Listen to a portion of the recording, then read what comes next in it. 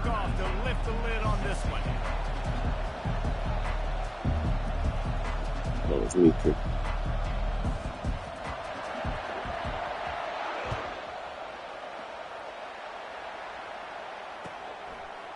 He'll bring it out. It's Branch. He was looking for some running room, but not much to be found as he stopped at the 18. Let's see. The offense lining up. Yes, sir. Give me a double.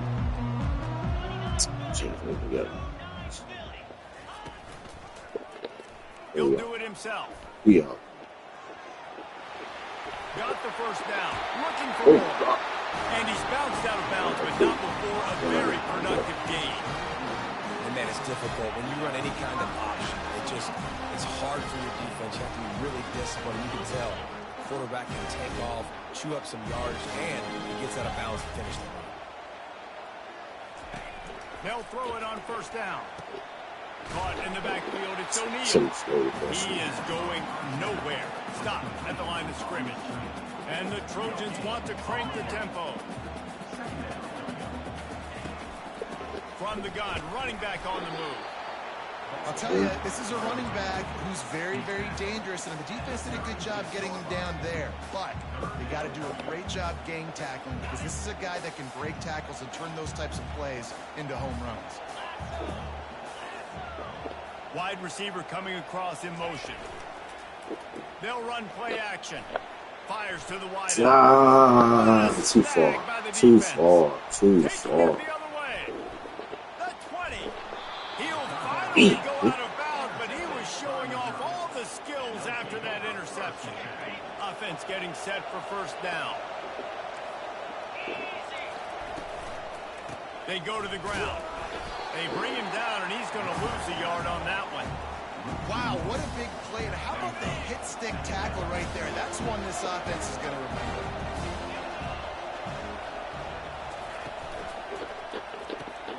Caught in the backfield. Oh, I just missed. I just missed. I just missed. Quick strike, just as we expected. And quick strikes are easy when you got such great field position. Obviously, when the offense starts in such a good spot, it puts the defense in a bad position, and the offense takes advantage. And the PAT makes it 7-0. They got the ball in great field position, and bam, bam, 2 plays and into the end zone. About to kick it off after punching it in for the touchdown. Oh, that ball, sure. Running to daylight from inside his 25. Probably needed to pick up an extra block or 2, but as it is, he'll be stopped at the 28. This Trojan offense is ready to go back to work.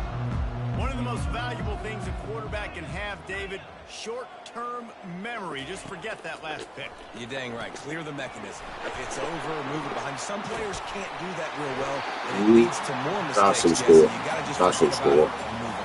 And I think the coaching staff can help him too, David. I think he can get the running game going and also give him some easy throws. Dropping back, it's Moss. They're working that left side. He's really close to that first down marker, but they stop him just a bit short. Up-tempo for the offense.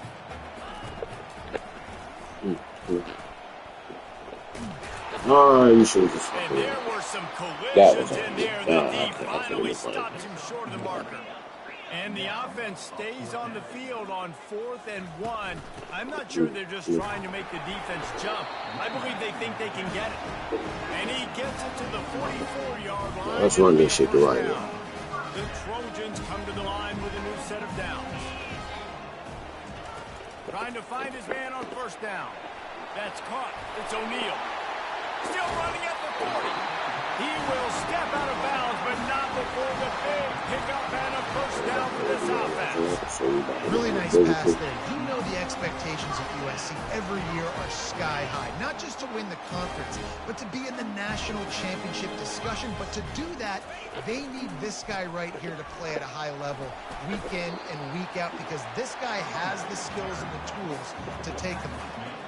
And the defense doing a great job committing to the run. When you commit to the run like this, obviously you can give up some plays in the passing game, but you got to stop the run first.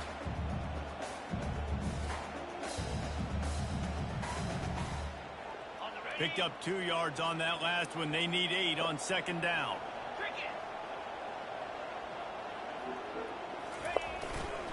On the run, it's O'Neal. Got the first down and more. And a really nice run and pick up there before the defense avoided disaster and stopped the really big play. To the ground. He's got it again. They make the stop, and that'll bring the first quarter to a close. Stop. The line to make the play.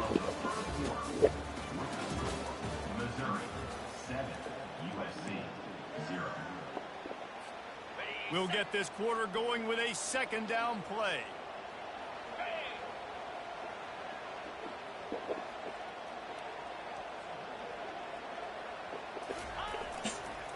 They'll give it to the back. Defense there to stop him after he picked up a yard. Ball's at the 17. And the Trojans want to move quickly.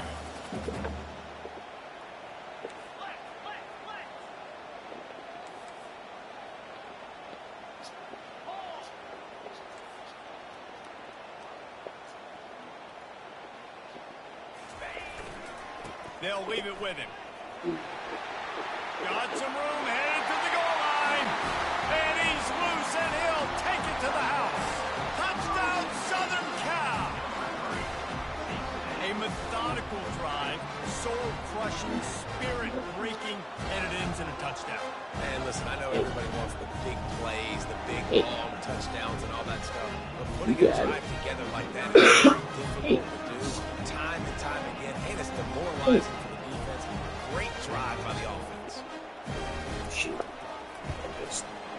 Oh, and he missed it, and they missed their chance to lock it up. They took it 71 yards down the field, and they finished it off with a 17-yard touchdown run.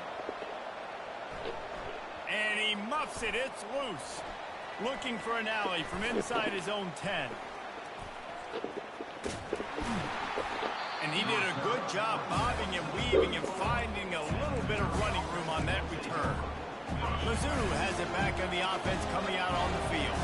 After standing on the sideline and watching that long touchdown drive, they really need to put something together to give their defense a rest. And that's a real thing. Like, took so long to react. Like, bro, what the fuck? Decompress on the sideline, get some oxygen. Palmer, now it's on this offense. Yeah, this is the definition of complementary football because it's a two-pronged problem. You've got to score points and answer, but you've also got to take your time and give your defense an opportunity to get their win.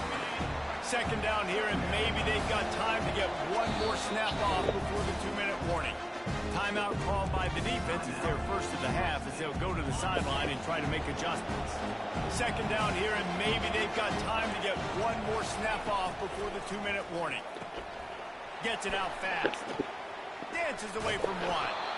And he'll be smacked to the ground. It's the 2-minute warning, and we'll see if the offense can tack a little something extra on their lead before the break. Let's see what they do on third down.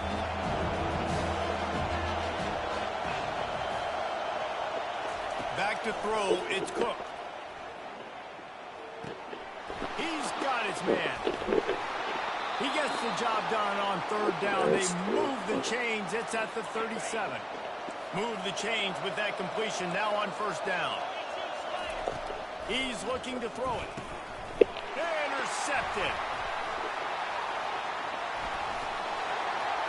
After making the interception, he sets up his offense by running it back to the 39. How about the big fella? I know this is not in his job description to pick off passes, but the eye-hand coordination, able to get his big paws up there, stabs it out of there. It was like he was almost surprised he had the football. Just started rumbling and stumbling once he had possession. They'll try the run. He's dropped behind the line of scrimmage. That'll be a loss of 3. They'll try to kick it into overdrive. Clock's running. Second down coming. Motion trying to get the defense to show his hand. Grabbed in the backfield. It's O'Neal. Finally run out of bounds, but he has this offense rolling with a first down.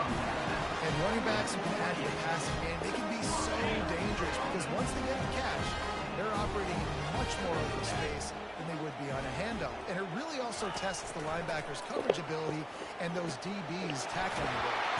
Got his man downfield. And he cruises his way to the house. Touchdown, Trojans! Getting set for the point after. That is what we call in the industry a defensive breakdown. That guy was loose for the big play. Busted coverage, really, really bad execution. Somebody slips, somebody falls. Nothing about that defensively is something you're looking for, but the offense will take it and get the easy touchdown. The kickoff bounces through the end zone. They'll bring it out to the 25. Missouri has the offense ready to go on the field.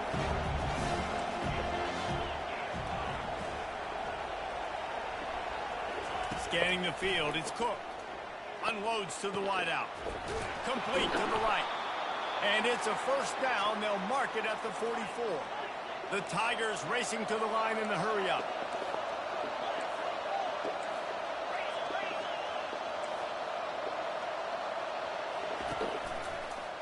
He'll pull it on the read. And the freshman does a great job using his technique and getting the man on the ground. Now on second down. He's looking to throw. Getting some heat. Zings it complete to the right. He's run out of bounds, but a big play on that one, and it'll be a first down. Mizzou coming out with a fresh set of downs. Comes out throwing on first down. Might be looking to run. He'll try to do it himself. Defense is all about creating negative plays. And he does a really good job at the quarterback spot of not taking sacks. Like, that's a great job. He wants to throw the football. The clock goes off, he takes off, and gets a positive gain. Running back searching for a hole. And maybe they want to try somewhere else because there is nothing doing in the middle of this defense. Just a few seconds remaining here as they try to put something up before halftime. Bully ball on third and short. They'll knock him down, and that will take us to halftime. The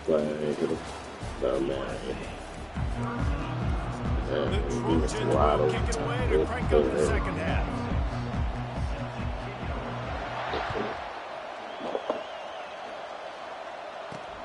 He'll bring it back from inside his 5. Didn't find any crease in that kickoff coverage, and he'll be stopped at the 17.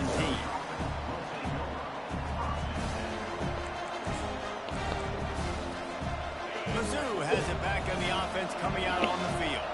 If they're going to get on top in this game, they're going to have to find a way to get the running game going in the second half.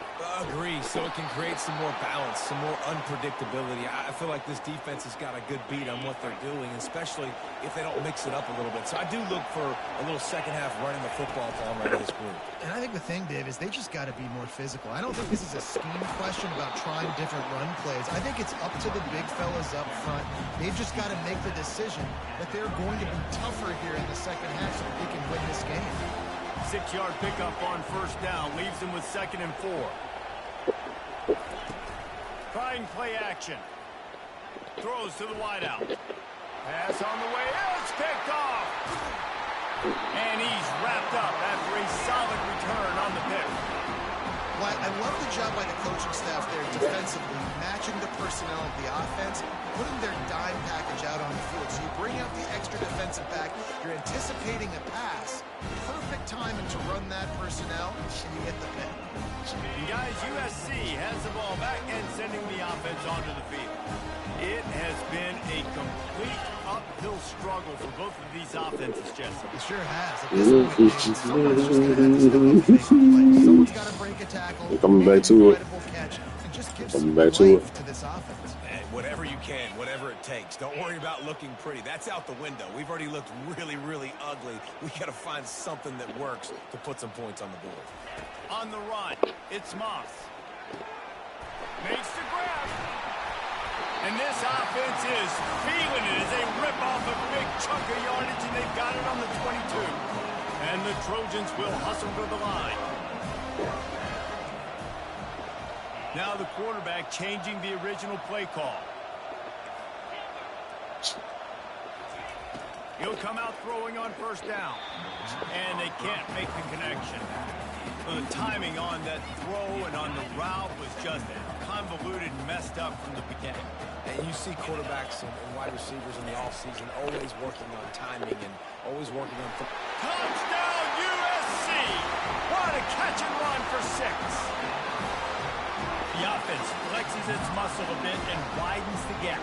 Take a little exit. You know, you did your job, you got points, now you put your defense in position where, hey, go out and get another stop. We're in great shape, so the offense definitely taking care of their business. And with the extra point, they stretch the lead to 13. Quick work on that scoring drive, just 4 plays. And the scoring play comes on a touchdown pass from 22 yards out.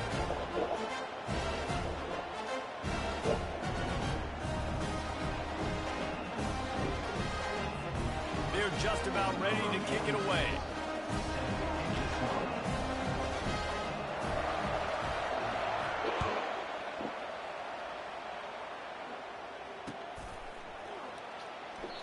And no chance at a return here. They'll start this drive at their own 25. Missouri has the offense ready to go on the field. From the gun, the ground game. The freshman able to get home with the sack.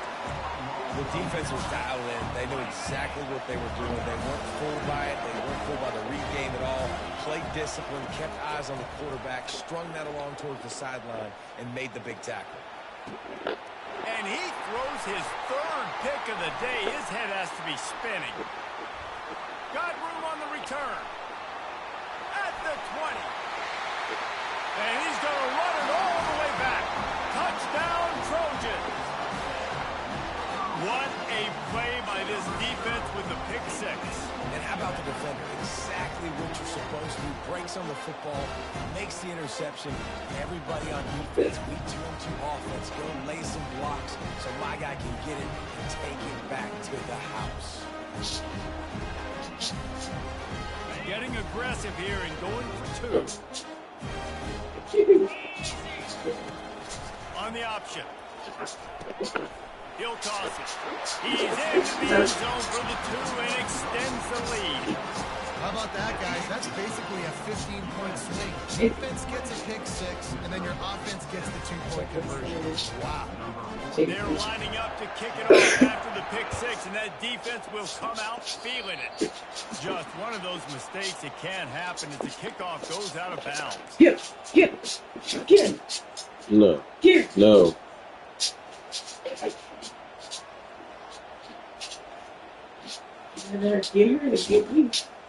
Hey, cut it out. The offense on first down. They bite me to the leg. They're not scared. Use the play fake now to throw.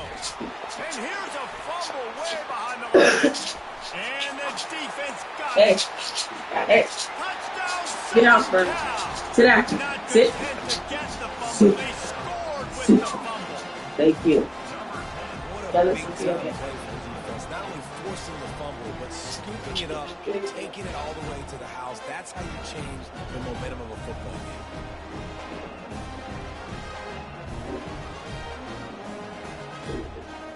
Lining up to tack one more onto that lead. And the extra point sails through, and they have a 35-7 lead. That is a defensive player's dream. Ball sitting there, chance to scoop it up, run with it, and they don't stop you until the band starts playing. They're out there to kick it off. The return team must rivet that ball to their rib cage. Can't afford another. Can't hang on. He muffs it. On the move from inside his 5.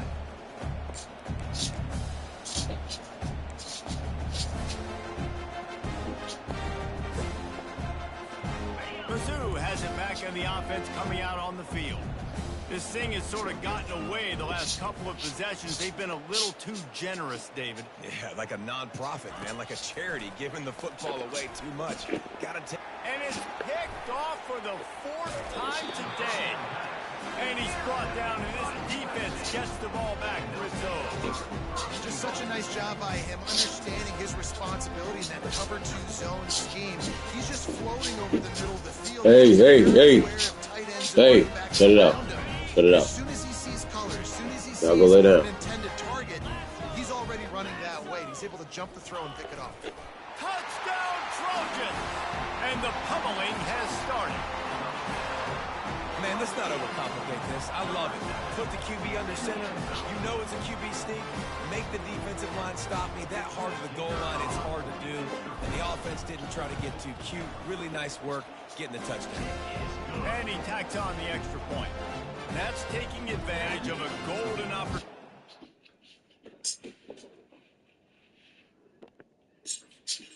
Yeah, so now I gotta go play another game.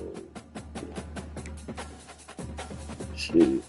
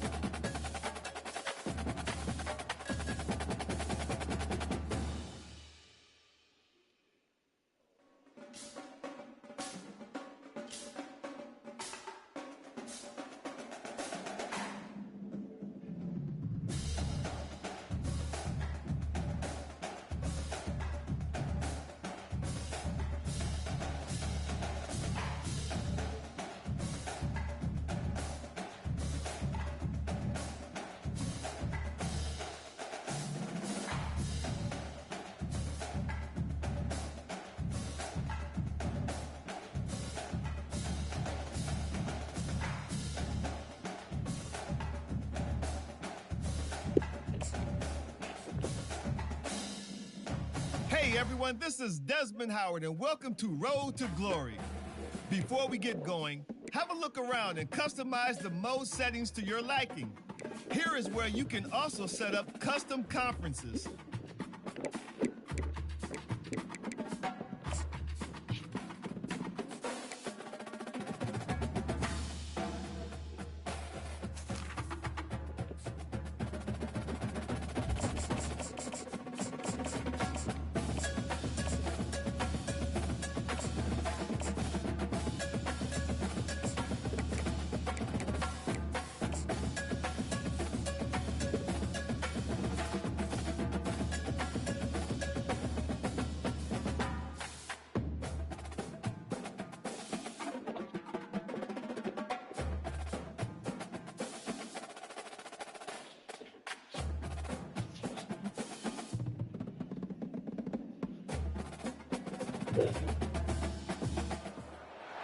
The passion runs deep here in Norman, Oklahoma, or as they say, sooner born and sooner bred, and when I die, I'll be sooner dead. Welcome to Oklahoma and the home of the Sooners. We have a ranked versus unranked battle coming up here, and you know how chaos can ensue if they start smelling an upset. As we'll see a squad from the Big Ten, the UCLA Bruins, taking on the 14th ranked team in the land, the Oklahoma Sooners. For EA Sports College Football, I'm Reese Davis, joined here in the booth by David Pollack and Jesse Palmer. And guys, let's get this thing started.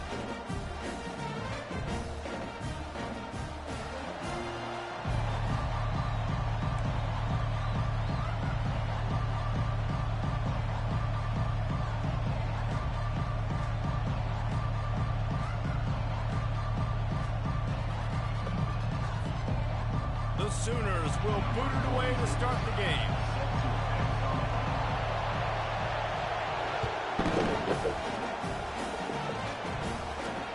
From inside the 10-yard line, he'll bring it back. Nice job executing all of the assignments as they put a stop to the return at the 22.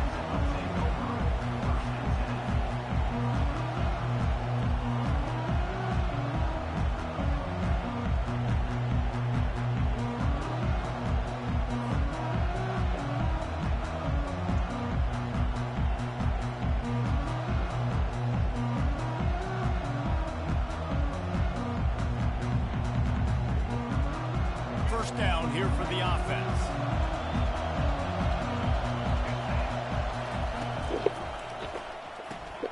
Out of the chute. Let's play we out of here. He's run out of bounds, but not before turning in a big pickup and moving the sticks for a first down. And the Bruins in the hurry-up. You can become a star making efficient plays and getting first down, sort of like a Mark Harmon kind of way to play quarterback for the Bruins.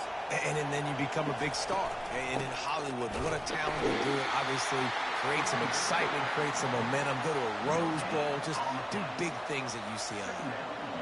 Awesome job up front by this defensive line, being so good at the point of attack and eating blocks, eating some double teams that allows these linebackers to run free, unencumbered, and get to the football.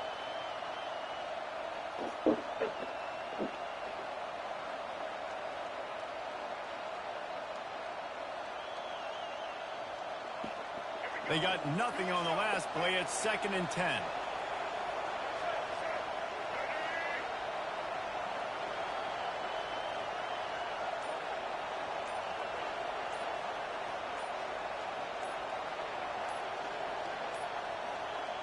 Looks as if they didn't get it off in time. It'll be a delay of game.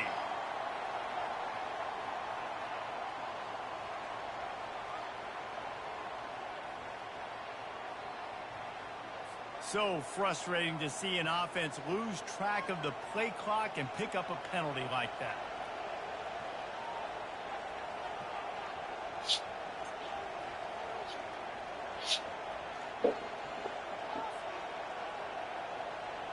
And it's fair inside the chalk first base line of the corner. And slam on the brakes there. So it's not a 2-out walk, but it is a 2-out single like Amaya had back in the second inning. Yes, you can live with this. It's the walk that drives you crazy. Listen, he just takes a good pitch out over the plate and just shoots it down the right field line. Now, would Zach Allen love to get him out and start the next inning and beat Carl Armstrong? Absolutely. But sometimes you make a good pitch and the guy gets a hit. But that, you can live with that. It's the 2 outs, nobody on 5 pitches, and then I walk a guy. So you're Moreno and Brent Straub, that's the adjustment you want, right? Like you want him to feel that. You can live with that. Fires to the middle. He goes back in there, let's say, I guarantee you at least one person goes, well, at least you didn't 2-out walk the guy. Well, Armstrong is not happy with the result here, if our field might suggest anything. Amaya stranded at first, no score after 4. Ladies and gentlemen, your attention, please. I just wanted to remind you that Geico makes it easy to fund your home and car insurance.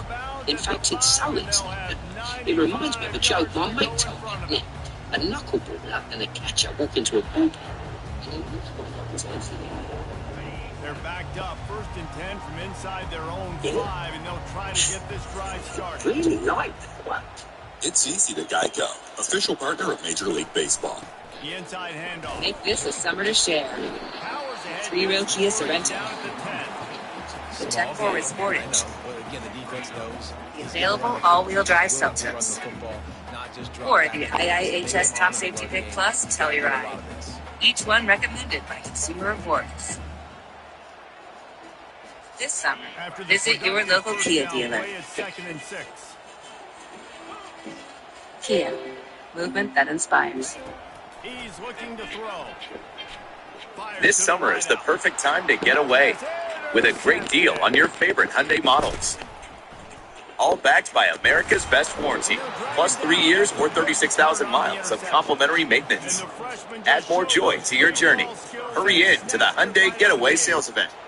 Get in and get away now. Now for a limited time. Get 1.99% APR for 60 months on the Hyundai Tucson or Elantra. Hurry in to the Hyundai Getaway Sales Event. From puffing their stuff to shining their coats. When people switch their dog's food to the farmer's dog, the effects can seem like magic. There's no magic involved. It's just smarter, healthier pet food. It's amazing what real food can do. Reputations are earned. They're built with hard work, time, and consistency. They're respected. just a bit early, and the offense is going to pick up a penalty. The favorite officials off the field, and the coach accepts that they will take the penalty. They'll line up for a second down play. Tradition travel risky. Result, reputation.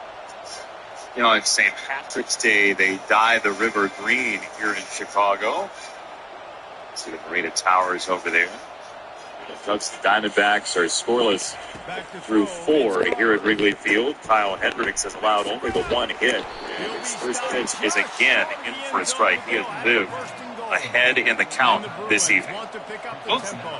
Both these pitchers are getting, besides the 2-out walks for Gallen, have been ahead in the count, have been attacking hitters. That's why it's 0-0 right now, because they haven't made any mistakes that hitters have been able to hit. Now, yes, they've made mistakes. They've been ahead in the count attacking these hitters, and when you're getting attacked as a hitter, just put you on the defensive and you're trying to play catch-up. I have Hendricks tonight. AJ has 2 first pitch balls. Everything else first pitch strike. This is the 16th hitter he's faced. Well, he came into the game over 68%, which is top 10 in the league. So that's right there, 14 out of 16. Every one. Oh, man, I'm 0-1. I might as well swing at it. What's the psychology of that? You said it, you're on the defensive. Like, how does that change what you're looking for? Man, oh man, and it's a play like that. No, if he can go a first pitch strike on the edges, then when he gets ahead of you, he's only going to expand just a little bit. And you keep waiting for him to make a mistake. Well, if you're constantly behind 0-1, 0-2, you can't wait around him. Shortstop Dansby Swanson, the throw for out number 1. And now a game break in Los Angeles. Chris Myers. Hi, Chris.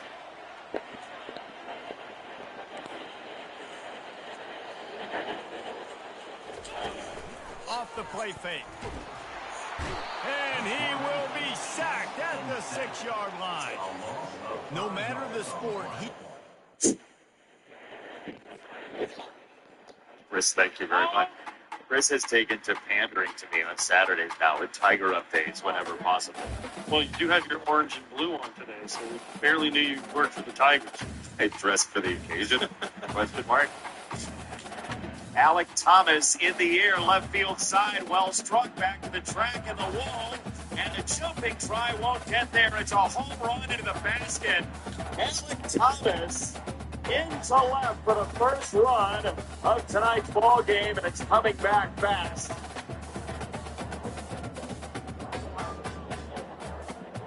Chicago native Alec Thomas. He grew up in the White Sox clubhouse, and he homers at Wrigley. Ball up, out over the plate. Alec Thomas, I think he almost caught off the end of the bat. Now, the wind is blowing from the right field to left field. But this is why I love hitting at Wrigley. You can miss balls, put the biscuit in the basket.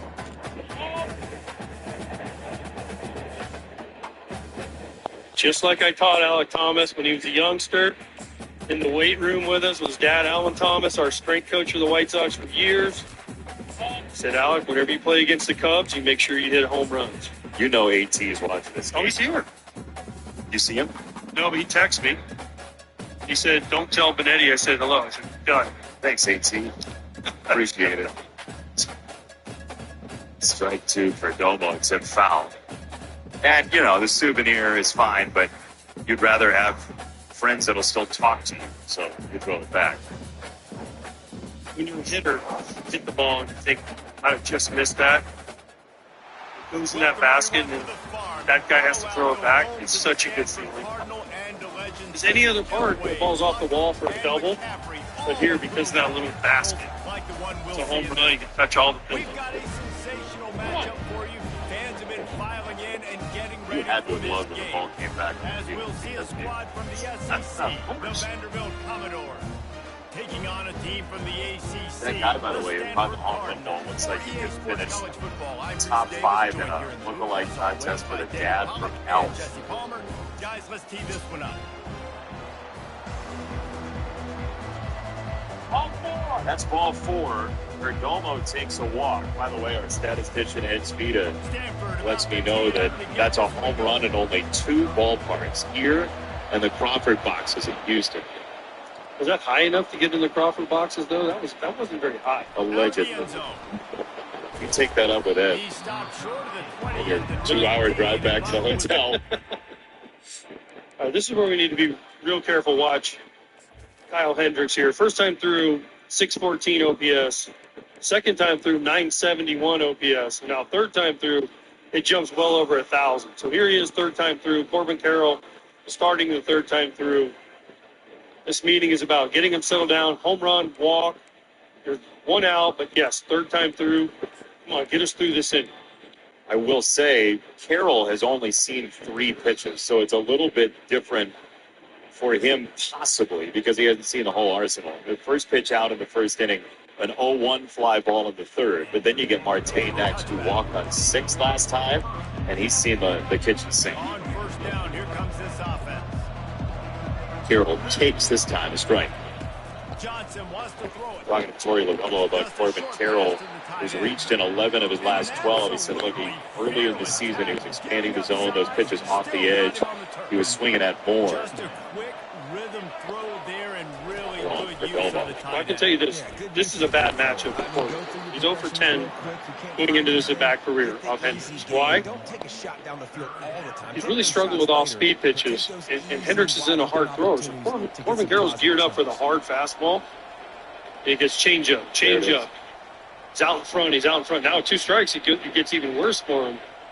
He's one of the worst hitters with 2 strikes in baseball. So not only is he thinking, when's he going to throw me a fastball, Hendricks is going to say, I'm just going to keep throwing it slower. Even the first pitch of the game was not hard enough to where Corbin Carroll was out. He was out in front because it wasn't 95 like he's used to seeing it. It's 87, 88 with movement. If you watch Corbin Carroll, he's jumping out there to really get the bat head out and get to some velocity. And Hendricks is like, okay, I'll just keep throwing it slower. Carroll rips this ball. Deep right field, way back there. They'll need 3 yards. Let's fucking go. To keep this opening drive alive. Let's fucking go. They'll try to get the first through the 3-9. Let's fucking go. And with that, nothing. Set of downs, they have it at the 34-yard line. And the third time through starts loudly. Let's fucking go. Pick up the first. Man, offenses are getting so good. Now, if you're Kyle Hendricks and you throw this changeup right down the middle, like that, how to make it an easy pitch and catch for the quarterback, and that's what it was on third. Yes, sir. The Commodores. Yes, sir. A little pre-snap. Two more runs. 2 more runs. Where you going? Where you going? 2 more runs. Let's go. Just as he released it on first down and just couldn't get it to the receiver. Was a quarterback when you get to the outside, you know you don't have all day to throw. You got these defenders there. They're running at you hard, so you've got to have a $15 beer in your hand. Quicker, that hit forced incompletion. Why do you just switch hands and try to grab it with your Marion? Why are you trying to jump up with a $15 beer? He's just excited for Bears season. They tend to turn into bigger runs. Let him be excited about Caleb Williams. They need it. Center field. Now facing a third. Armstrong makes a catch. Round number 2. But Corbin Carroll, as Torey Lovello was telling us, has brought pitchers back to him. And I know that wasn't a good changeup, but it's a signal that he's more locked into the strike zone than he is hitting a ball like that one. True, but again, that was a mistake. Correct. Hendricks wanted that ball out of the zone, down, where Carroll could get to it.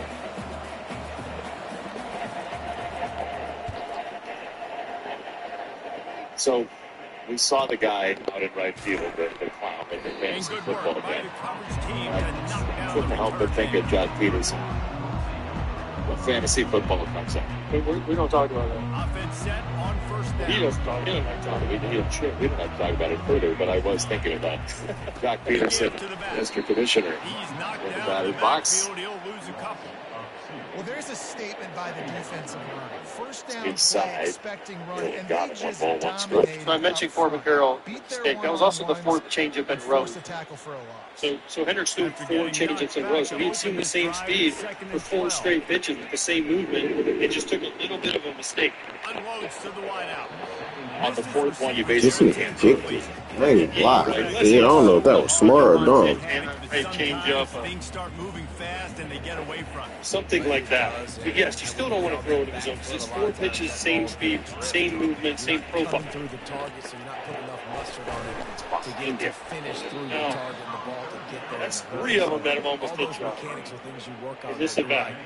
Actually, all 4 pitches have been way in. He swung at the first one. Stanford lines up to punt it away. Pulled it foul. And then the next 3 have been right at him, and now yanked behind him. Interesting to see where this pitch goes. And they'll touch it dead at about the 40. It hit him. So that's 4. Oh, man, really? Coughing it up? Looked like he was going to do some damage, take that thing back to the house. And for a guy who typically has marvelous control. That was 5 pitches in off the plate to Jock Peterson. The scouting report, you obviously don't want to get his arms extended, but Torey Lovullo's going out there saying, as they get set to snap it, time it's a lot of pitches. We hit 2 home runs this inning, and he just threw 5 pitches at my guy. That's what this argument is about. And if you're Torey, you're standing up for your guys. But Jock Peterson didn't seem to care. He just went right to first, but it's a bunch of pitches in a row. In. Behind him. No, but in. He hit him with. He pitched before, he missed him. And that one he hit right in the ribs.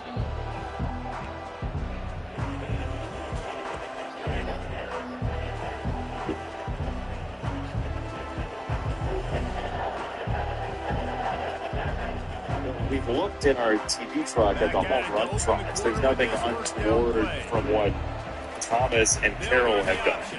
No, they didn't do anything. They ran, they run around the bases.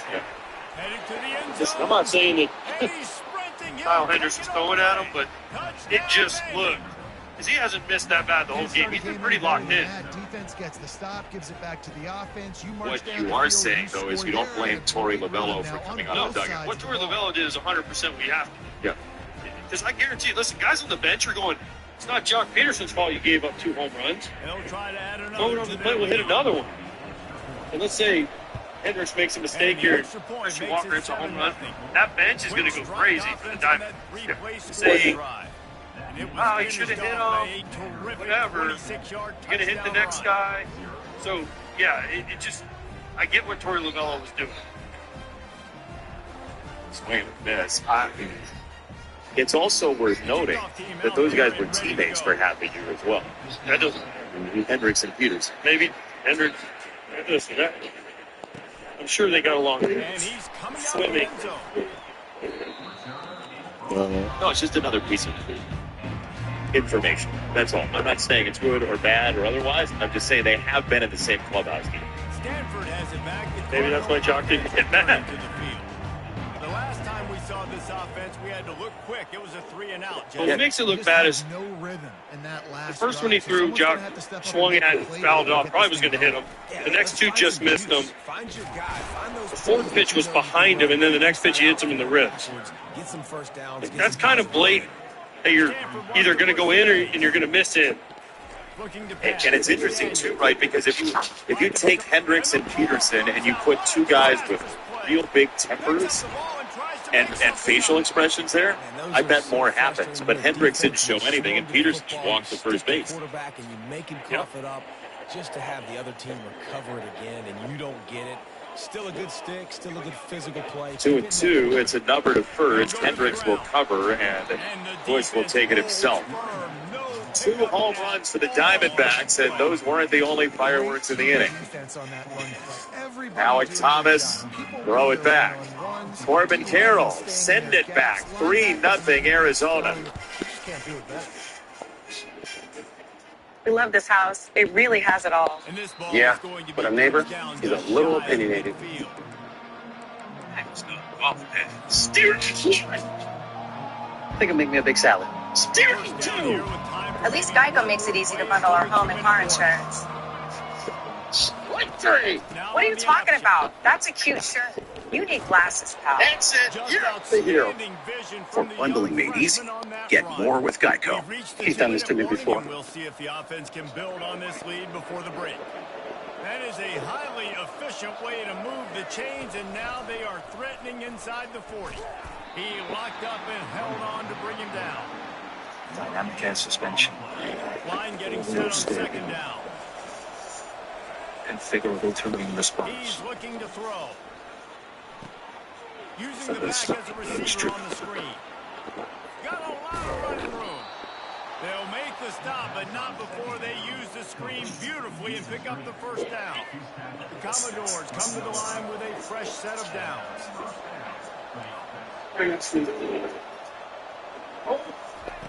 He's going to pass. Stepping to the right. And he'll finish the run in the end zone. Touchdown, Vanderbilt. Effective offense leading the way here and establishing this lead. And that's how you draw it up, right? You want to come out. Partnering with Major League Baseball to elevate the fan experience. The defense right now on their heels, they have no answers. The offense doing whatever they want. About to kick it away after scoring the touchdown. Roku is starting your Sunday with a Major League Slam. That is a decision he will likely MLB Sunday leadoff on the Roku channel. A free live MLB matchup every week. Watch every pitch, hit, and stolen base on your Roku device or the Roku channel. This week on MLB Sunday leadoff, the Brewers close out their interlude. Capturing one of the greatest rivalries in sports. We saw it a couple weeks ago, AJ, the Yankees and the Red Sox, or the Mariners and the White Sox. It all starts next Saturday, 7 Eastern on Fox. We were there when Dartmouth's own Ben Rice hit 3 home runs for the Yankees and announced himself as the possible next guy in New York. Alan Hendricks, also a Dartmouth alum, on the mound today, trailing 3-0 as Zach Gallen starts his 3rd time through the order. Yes, Ben Rice announced his presence with authority that day. Stamped a day in history that you'll never forget. Now, Zach Gallen is going to get frustrated. His team goes out and scores 3, and he goes 3-0 to Nico Horner to lead off the next inning. If he hits a home run, it's 3-1. Okay, Nico Horner's not a power guy. 3-0. It's down. It's ball 4. It's a 4-pitch walk. It's a season-high 5 walks for Gallen. And Nico Horner can easily turn that into a double. He's 14 for 16 in stolen bases this year. Finally, this offense starting to shake the cobwebs and get things moving. It's 1st and 10.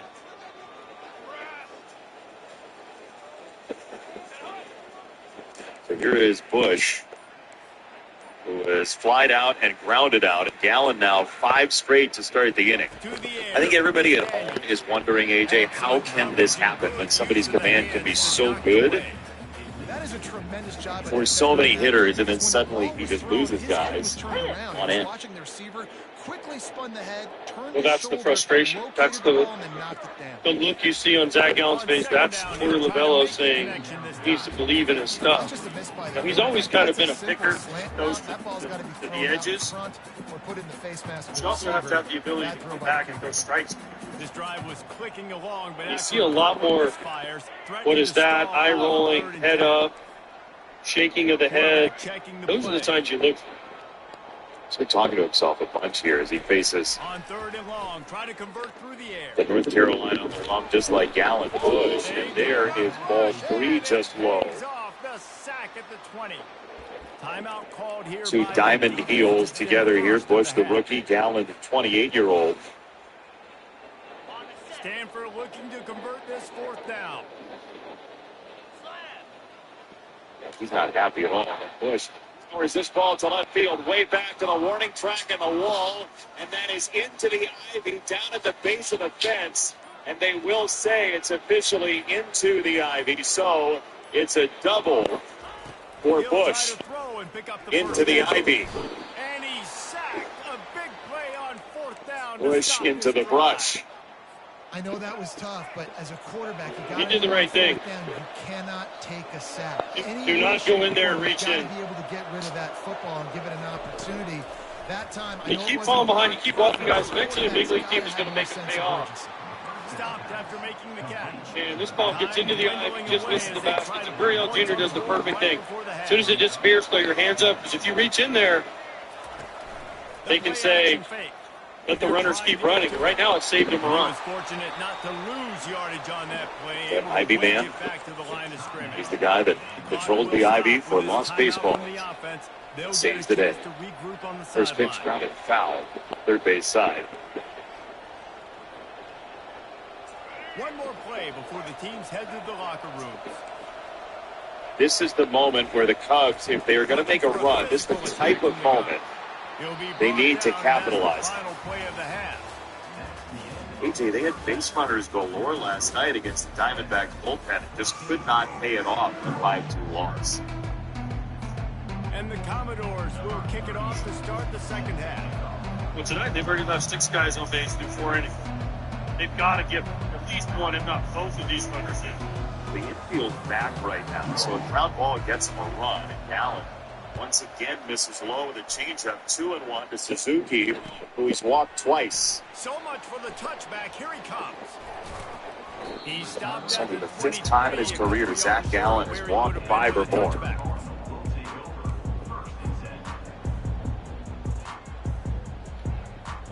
And for the foul.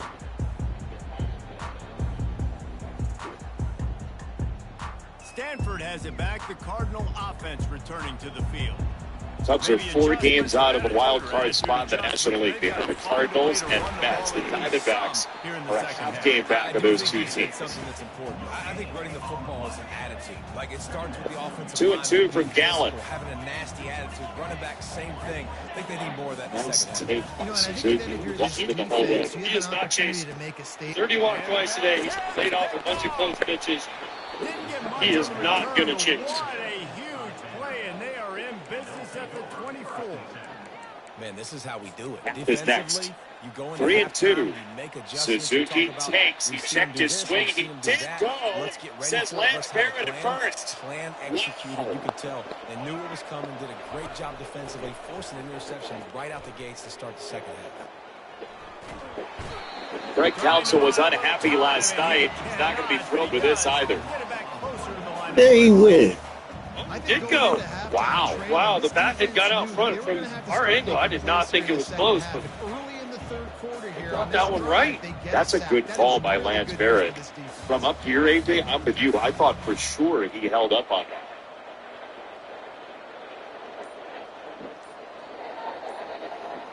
Now, this is where Gallen will be very careful to Ian now. With Morello on deck, a guy he can get a ground ball, possibly double play, or definitely a punch out of, going to pitch out very carefully. In the air left field side, Gurriel watches it fly into row 5. They're going fastballs up. Half struggles with fastballs up. We saw him punch him out with the breaking balls in the first inning. The change-ups down. We've seen him get some swing through from Ian Happ with change-up. Pitch number 90 for Zach Gallen tonight. Corner at third, Bush at second. Remember, if your entire body is past the line of scrimmage when you throw the football, it's a strike. Pinpoint to the corner. And the penalty will be accepted. On 3rd and long, you'll have to turn it loose deep, using the quick game. And he's not going to get there. The defense stands tall and makes the stop. He just didn't have a chance to get loose and make his way to that first down marker. I think 2-2. upset sometimes, like run your route past the sticks. So still instinctively point. But nice job by the defense understanding where the sticks were. See, I thought he held up on that one. Now the Suzuki one, the bat, I thought he held up at the bat. He lost control a little bit of the bat hit, and it went. He missed it. Missed the field goal, but still a 2-touchdown lead of 14. A first down for the offense. See, this is going to be Gallen's last inning. He's going to make it. He gets through 5. Almost he's a 6, 7, 8 inning guy, but his pitch count's been high because of the walks. Because he's been behind in the count. He struck him out a fastball to the attic, as you said, AJ. 2 gone. Dialing up a second down pass play. Makes his a lot of guys have trouble on this Cubs team with high fastballs. Right here in a big situation, he gets Ian Happ to chase one up around the letters. He's got 2 outs. So we talked about this earlier in the game. You get 2 outs, second and third. Good time for Gabby Moreno to go out and say, hey, let's go. Let's get the third one. Keep locked in. Movement from the linebacker. Here's Morrell. Trying to mess with the His offensive pitch. line's assignment. Upstairs, it's ball one. Working that He struck left Morrell side out on 3 in the second inning, and Morrell didn't get that far in the third. He grounded to third on a 1-0 pitch. Shut down and shut out in the first half. But Just starting in the Arizona bullpen. Kevin Hinkle getting loose. A designed run for the quarterback. Got a little space. Lowers that shoulder, delivers the blow. This is the guy. And he almost ran away from everybody. Here's Zach Allen. Want Christopher Morrell right here. Yes, it's 2-0. Make a pitch. Try to get out of it. You don't want to load the bases. You don't want to have to face Taco with the base loaded. You want Christopher Morrell right here. It's like foul, 2-1. Morrell's trying to tie this game up. Gallen knows that. Moreno knows that. What does he do? 2-0 change. Come on. Morrell's been swinging a pretty hot bat. He's been on base in 12 straight for a Cubs team trying to climb out of 5th in the division. A little bit low, 3-1. 26 homers last year for Morrell. A breakout season in 107 games for the Cubs.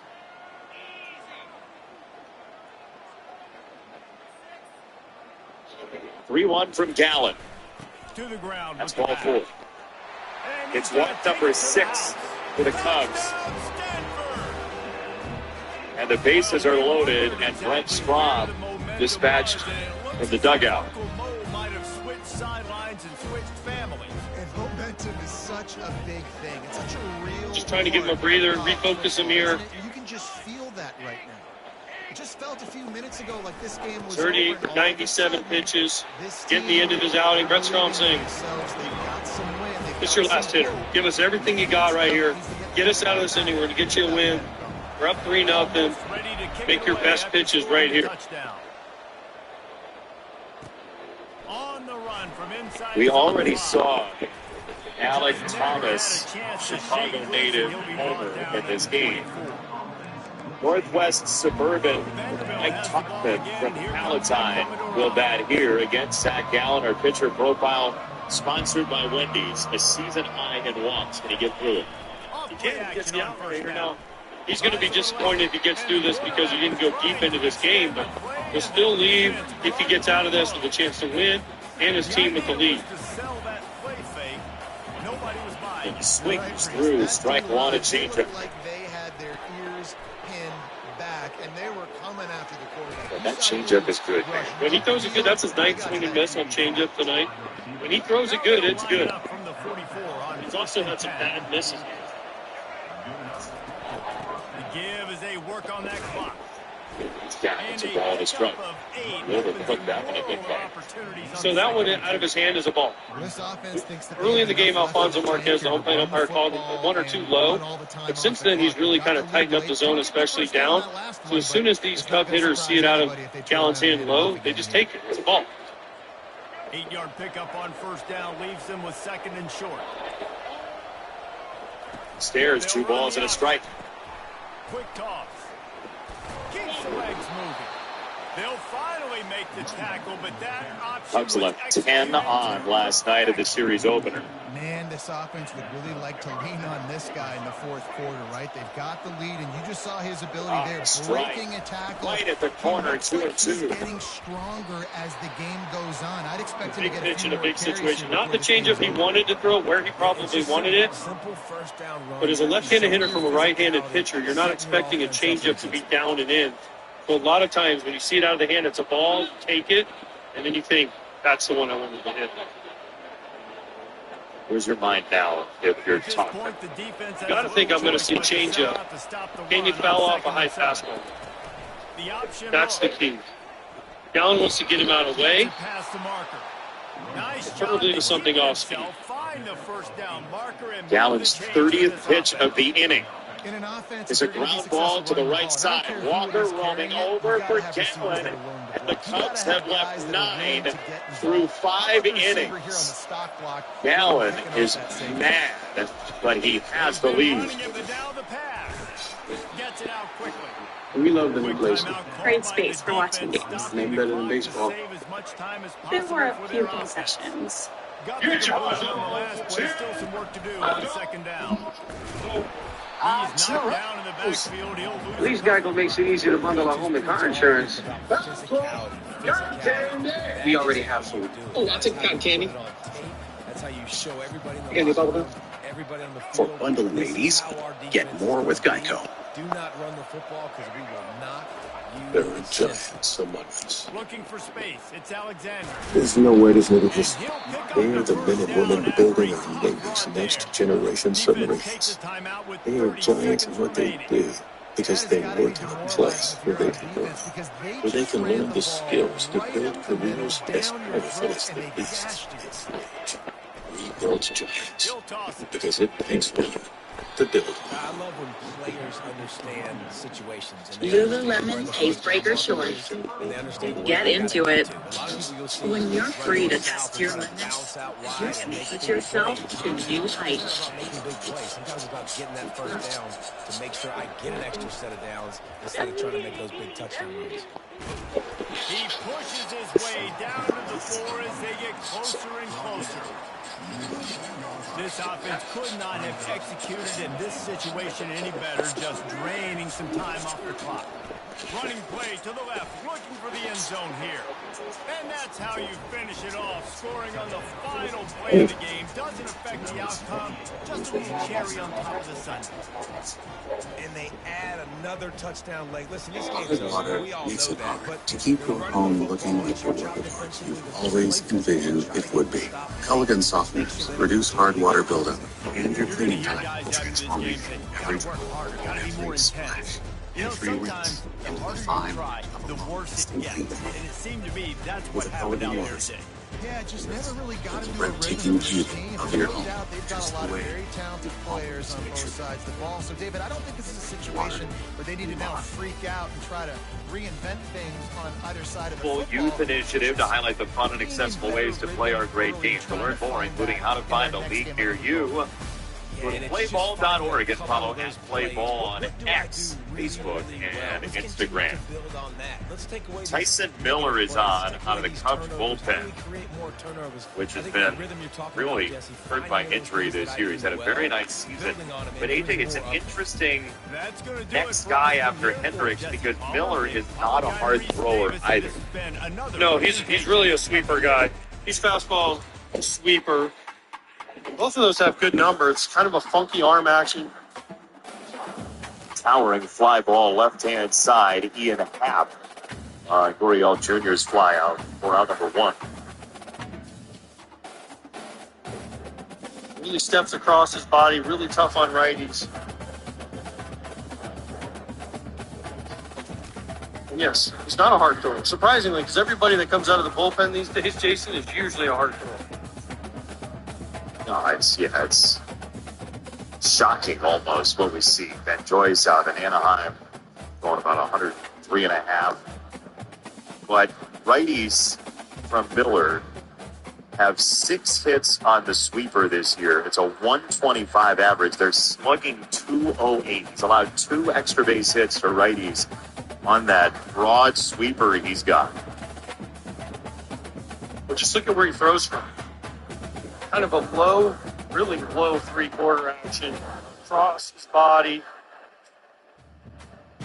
So for a right-handed hitter, it looks like it's coming out of the shortstop or the, see how low that is? Looks like it's coming out of the shortstop's head or left center field bleachers. Just a different angle than you normally see. That was nasty. Somehow Moreno took it.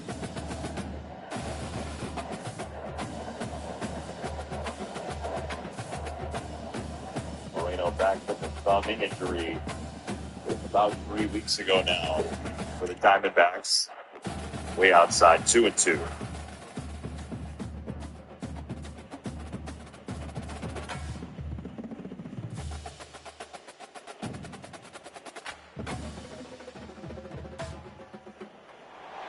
As they say around here, keep Austin weird. They're going to keep it. That's the one you want to hit if you're a right hand. Starts at you, that's the one you want to swing at. But since Moreno came back from stomach injury, he's been great. If you watch the second half, when he came up, you're thinking Gabriel Moreno is going to be one of the best pitchers in baseball. And he still has a shot because of the way he throws and the offensive presence he brings. I don't know if Toronto Blue Jays giving him up. Well, you know, they had Alejandro Kirk. It was a position of strength. Man, catchers are so rare these days that can play a lot of games. Toronto's really struggled this year. Wonder what they do at the deadline.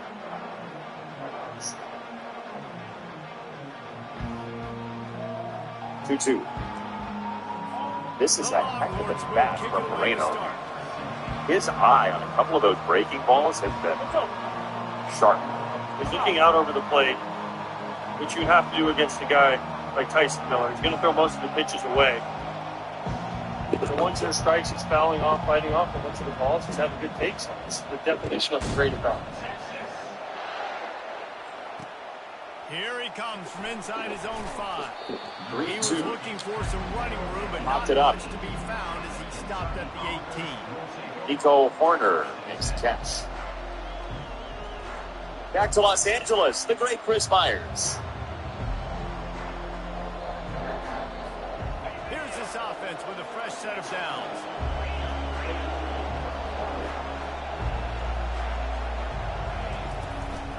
The give to the tailback.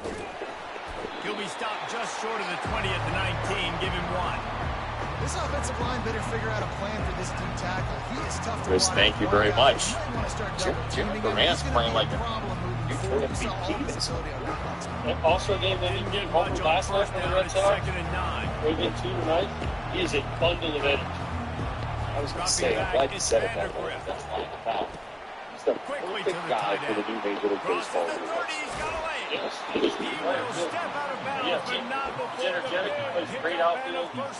Gets on base, steals, exciting. Catch a really good example of why coaches don't want a quarterback to get stuck on a particular target, isn't it, David? Yep, that's exactly right. Find the guy who's open because you got so many guys that have so much speed that can do so much damage on the field. Find my matchup, get it to him, let him do the rest. They'll get him down, but not before he crosses the 50. Love this house. It really has it all. Yeah. And the Wildcats will snap it on 1st and 10. He wants to throw. Sends it downfield. They're going to make me a big salad. He's got it inside the 20. At least Geico makes it easy to bundle our home car insurance. What a grab and go for the score. What are you talking about? That's a cute shirt. You need glasses, Paul. To start the game and set the tone early. It's so nice to have a quarterback just get himself into the game and get himself established. You make a couple throws, you lead your offense down the field, you score right off the bat. Could not have been a better start. Available all-wheel drive seltzers. Or the IIHS Top Safety Pick Plus Telluride. Each one recommended. Wide open on the move, he has it on the jet sweep. And he's dragged down. Visit your local Kia. You get the ball first, the opening drive, and you take the ball right down the field. You said, forget extra points. I'm going to go for 2. So the only thing so far that's gone This wrong summer for is the you perfect time to get away with a great deal on your favorite Hyundai models. All backed by America's Best Warranty, plus 3 years or 36,000 miles of complimentary maintenance. Add more joy to your journey. Hurry in to the Hyundai Getaway sales event. Get in and get away now. Now for a limited time, get 1.99% APR for 60 months on the Hyundai Tucson or Elantra. Hurry in to the Hyundai Getaway sales event. Not much there. They'll give him 1 to the 14. And the Longhorns come to the line in the hurry up. To give to the back. He gets it all the way out to the 19-yard line. They pick up a 6. And as an offense, having success on a run like that early in the game just opens up all the possibilities of your playbook moving forward. Play actions, running the ball, throwing the ball, screens, anything is at your disposal. rain off our beaks. We just have different technologies. Only able to pick up a yard before he stopped, and now it's 4th and 3. A couple of yards shy of the first down mark, but they've decided this is 4-down territory. The offense still on the field. Let's take a look at Fox Sports site presented by Google Cloud. We're going to back you guys right now. Speeding down the right side. They're 40-19 and they really get one-on-one. And he ran away from the defense to take it in. Fox Sports site powered by Google Cloud. Thank Google Cloud for powering real-time insights. The right-handed Kevin Nickel is out of the bullpen. A hard throw out of that guy. Right, you got to be precise. You got to know exactly. Nickel's been a weapon for about the last 3 years. On the same page. Fastball and slider. The slider's been a strikeout pitch. They're running up there 95-96. Cover the kick after that touchdown drive. Stepped into the closer's role and Paul Seawald went down. From inside his own 10, he'll try to help out their field position. Find the right pocket for him. He's really good at the He's so helpful too because he can get right down. That's a major weapon. Jesse, in this three-batter drive last time wound up with a touchdown. Yeah, mixing and matching play calling really well. Nice balance on that last one, Dave. We'll see what they can do here in this next drive. And I don't expect anything different. When you put together a drive like that, I would do more of the same. So those games were both teams at a home run. With a first down, they'll snap it from the 32. Oh, he's going to try to get it all here. And he makes the home catch runs are inside down, the 25. but when you do have a full of home run hitters, you're generally going to be good. In this game. Run like that, the quarterback is going to to give you opportunities. And look at him run by the defenders. QB sees it, stick the hand up in the air, catch the football, I love the way Suarez get to the end catches the zone. baseball at third base. He just makes it look so easy. And the He gets jumbo great reads off the formation is on bat. the field as they line up Aggressive. with 2 points. I want to see if he can get a good hop. Slams ahead. You're a kid out there and you're watching this game. Watch, you're a third baseman. Watch Gino Suarez play third base. They already have the lead, and they're trying to build it here in the first quarter with an onside kick. Well, I give them a lot of credit for having guys who normally Even don't that see one right there, outside once, that ball's got top spin off the bat. Here we are in the first quarter. They tried one, Just enough to but where it didn't work. So their hits the defense hop now right in has his to go out chest. here His and feet bail are already set, ready to throw. 0-1 is fine. They'll start this drive with a pass. Snagged in the middle. It's Bond. They make the stop after the catch and still some work to do to pick up that first down. Carlos Hickey. On second down, wants to throw it. Reacted Reacted well to the tip, but just That's a you're going to think White's some football instead of the turnover. going to fall. love the competitive nature by the defender stars on of that. tomorrow That's just together. a 50-50 ball, and that defender swatted it away. Apparently. No. Corey Hunter was on that team with us. Doug McDavid. Quarterback on the keeper. Offenses gain momentum with third down conversions like that. They got it at the 25. Time winding down in the quarter as they come to the line. Leaves it with the running back. That fits for you. Hits the spin cycle. And gang tackling on this dude is a good idea. They needed it, but he still got the first down. To Amaya, 2 for 2 in the game. That was a great shot right there by Great That's balance, and right here just chews up another show the first sky, down, but gives instead you you got another chance Kevin to Gable maybe continue bouncing to it run the football. almost in the And I grass. feel like this guy, Gabriel too, is just an Moreno explosive blocking play like a big waiting deal. to happen. His vision, his quickness, and he's got a burst. If you give this guy just a crease... Got some room, headed to the goal line. Good And two. he'll sprint in for the score. Touchdown, Longhorn! The best running backs are the guys that can just snip out the end zone. That running back sure is freakish that fly ability ball? on that I play. do. And with the extra point, they have a 2-point lead. A very efficient 5-play scoring drive. And the capper This came on the really run is to the end zone a from big the place to watch 13. baseball. Fewer obstructed views than they used to have. So, see, that's one of my big About to things. kick it off after Obviously, I'm older. Before they put up the scoreboard, it's so awesome, all the people out there, and all the stuff out there. Yeah, the scoreboards are cool, and they look great. He'll start the return inside his It's spot. awesome to look out and not Nice see job that in by one the place. kickoff team. Everybody stayed in their lanes, and Especially they'll when the stop him fans at were the 16. 5 lines away from you. That's the home run ball. It's this. It's into right center, and eventually Alec Thomas offense takes the field. They put it in the end zone the last 2 times they've had it, and now go back to work. And this is the best feeling when you're on offense, when you just know everything you're calling is working. When we're throwing it, when we're running it, we've got better players, we've got better athletes who execute better, and you just can't stop us. Yeah, and this defense is searching for answers, trying to find something. I think they got to be more aggressive. Like, they've been diced the last couple drives, giving up big plays. They got to stop the big plays, make this offense take a long drive down, methodical, and make it earn. And that would be the definition of first down success. Putting yourself in a good position. It's second and inches. I can do whatever I want next. I can take a shot down the field. I can run the football and get a new set of downs. Like, nice first down execution. Quickly out to the tight end. He's brought down at the 41-yard line. It's a pickup of 5 and enough for a first down. Kentucky back at it with a fresh set of downs. Looking to go up top on first down. We've reached the 2-minute warning, and we have ourselves a ball game, and they have a chance to take the lead here before the half. Can't hang on, and he'll tell you he really should have made that catch, and he had an opportunity right in the middle. It'll be second down. And he got smacked just as he released the pass. It's incomplete. It's hard throwing in the pocket, man. You got bodies and 300-pound dudes falling all over the place. They're trying to hit you. That time, the pressure got to them, and they forced the incompletion. Trying to beat the DD. He's got it. Takes it to the house. Touchdown, Wildcats. Quarterbacks and receivers, they develop confidence and chemistry as the game goes on. These two right now are definitely on the same page.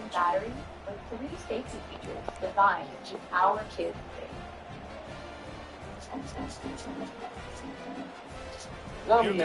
Go their entire adult lives flying around basically confident. But the gentle knows to choose behind the line. It's key. He's not going to make it stop short of the goal line, and they are unable to extend this lead any further. About to kick it away after scoring the touchdown.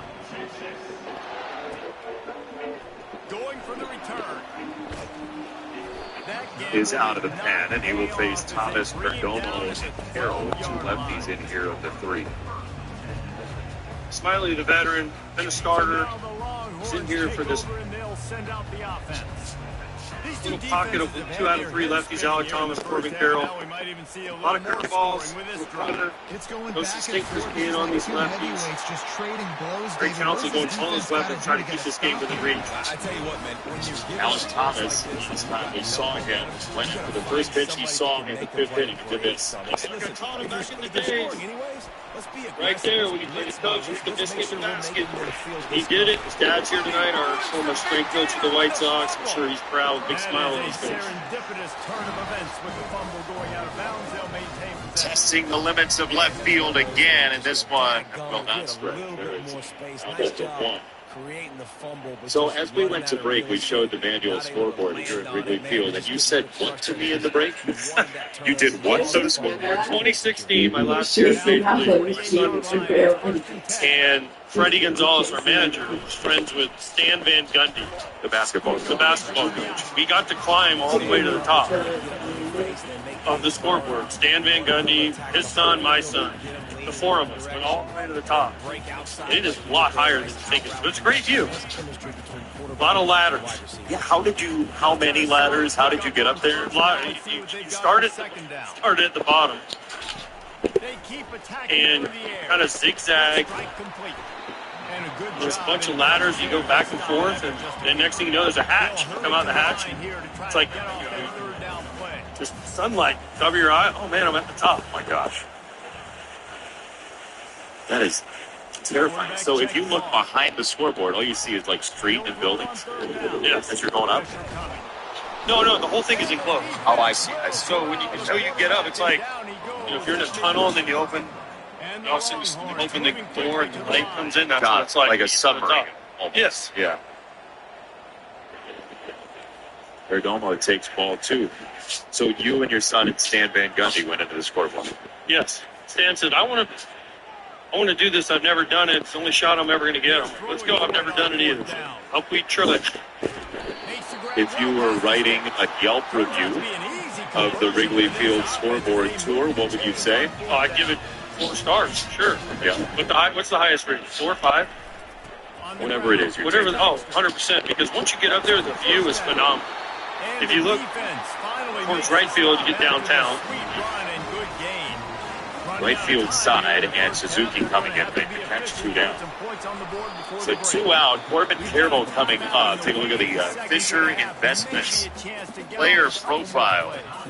Corbin Carroll demolished a home run last time. His last 9 games, 4 homers. And this is the Corbin Carroll that could propel him into the playoffs. This is the Corbin Carroll we saw the one Rookie of the Year last year. This is the guy they gave $100 million to. This is the guy that was the catalyst, one of the main catalysts, and then making a run to the World Series.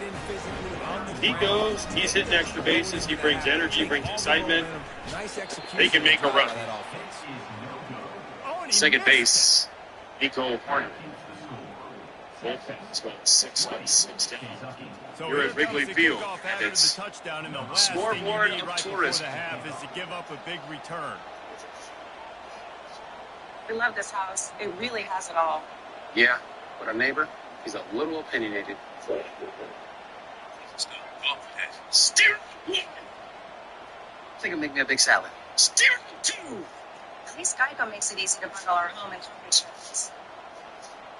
What are you talking about? That's a cute shirt. You need glasses, pal. That's it. They might be overdoing it, keeping it away from the return man. With Geico. He's done this to me before. So the decision has been made, and the coach will take the penalty.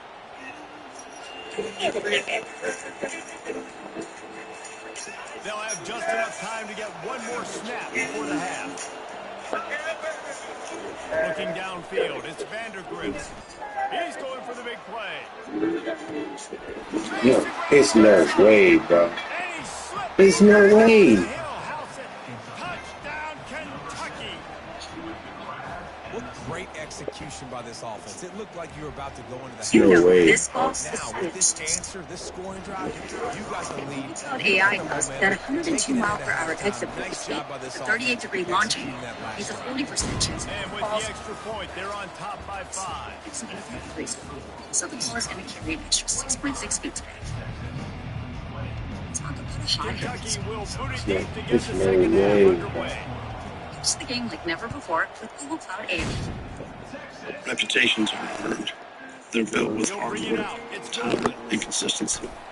They're respected, trusted.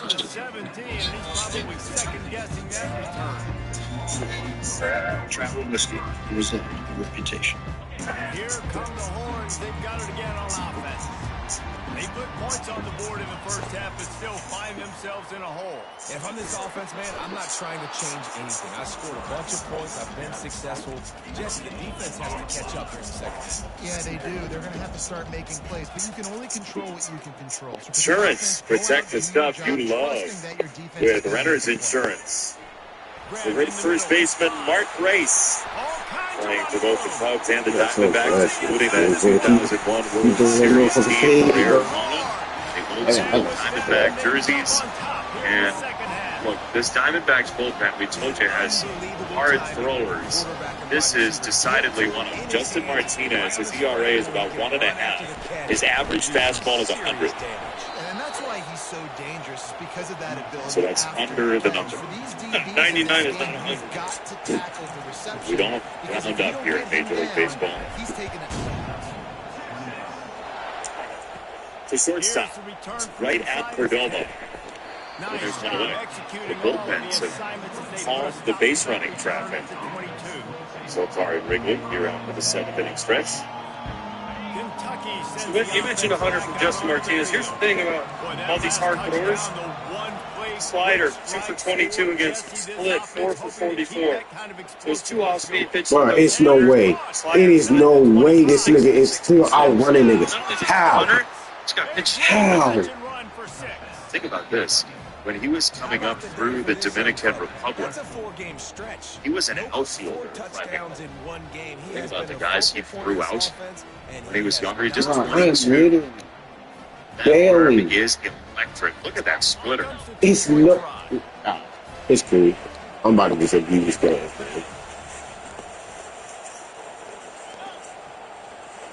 It's no way. To the air. It's Vandergrift. Coming after it. Fires into traffic. Intercepted. And, oh man, no Almost ready to chance kick it away after scoring the for touchdown. Bush, and 2 down. That thing just explodes out of his hand. Fielded in the end zone. It's Bolden. Just filthy. See the tumble action? Tackled at the 24. Michael Bush. Breaks even with the yardage he would have gotten with a touchback. Here comes 100, and that ball just drops off the table. So I would ask you, like, what do you load up for? How do you deal with this stuff? David wound up with a touchdown. They'll try to do it again. Yeah, so I don't expect this offense to change too much. Try to get it heated. You gear up for 100. If he throws it down, you can't swing it. Because it's more than likely going to be a split. He's trying to go fastball up, split down. That's the one you want to hit. I know it's 99. That's your best bet. That's center cut. Take your shot. You're up. You're 1-0 in the count. You say it's Suzuki. Because now if you get a slider and split, you got no chance. But Martinez knows Suzuki is a really patient hitter, almost to the point of being massive sometimes. Didn't really get a chance to get started on that return, but He's walked twice. He struck out once. He has yet to put a ball in play today. Have to understand, when I'm throwing against zones, That went hard to the net, and it hit the umpire, Alfonso Marquez, off the net, right in the back. Look out. And you could tell the quarterback was not ready. When someone yells heads up, you never look up. Just cover your head. He had no chance. No, just don't turn around. Struck him out. A demonic splitter to both Bush and Suzuki. Martinez. Yikes. We love them in place. Great space for watching games. Nothing better than baseball. There were a few concessions. Pretty nice as a defense, right? When you can go nickel, put At least guy gonna make it easy to bundle our home insurance. trusting your front four to get the job done on He already first has down, and they do it some. right Take there that, down Kenny. the side. On fourth Kenny down, Bubba. looking for the completion. For bundling it easy, get more with Geico. And it's caught inside the 30. And Whoever said patience is a virtue never sat in these K5 GT sports seats. Going up top on first down. Incomplete and very lucky that one wasn't picked off. And man, could they have used that? It'll be second down. Couldn't make the The connection colorful new last Kia time. K5 GT is here. To the air, it's Vandergrift. Lease a new 2025 K5 LXX for $279 a month. Throws toward the end zone. Ball in the air, intercepted. This summer is the perfect time to get away with a great deal on your favorite Hyundai models. All backed by America's best warranty, plus 3 years or 36,000 miles of complimentary maintenance. Add more joy to your journey. Hurry in to the Hyundai Getaway Sales Event. Get in and get away now. Now for a limited time. Get 1.99% APR for 60 months on the Hyundai Tucson or Elantra. Hurry in to the Hyundai Getaway Sales Event. The weather's been intense lately, but keeping a close eye is baseball's own storm tracker, Mike Trout. Making the big play. It's not my thing. Not my thing. Oh, fragrance? Not my thing. Yo, what's up? Hey, Mike Trout. I've got something to baseball's biggest weather nerd. Catch twisters. That's genius. Probably can't wait to get back out there after the pick six. From inside his own 15, let's see how far he can get. And going to the theaters. Twisters. Now that's my thing. You know, patience, we should ride them. This possession will be a test after squandering that long drive, throwing a pick six. Yeah, shit. 3-0 Arizona. I'm done. I'm done with that. I just throw the fade shit. I'm done with that shit. Come on. Against the Cubs. Yeah, we over it. Craig Counsell talks about the trade deadline as sort of a soft finish line. There are decisions that do have to be made around the deadline, not only involving his team, but around baseball, that will either improve or change everybody. And so, with Milwaukee on the horizon, this does end up being a pretty big time for the Cubs. Not only the Cubs, a lot of teams. As we mentioned how Marte into center field and playable Bo Armstrong. More on that in a moment. First, Chris Myers has this from Pittsburgh.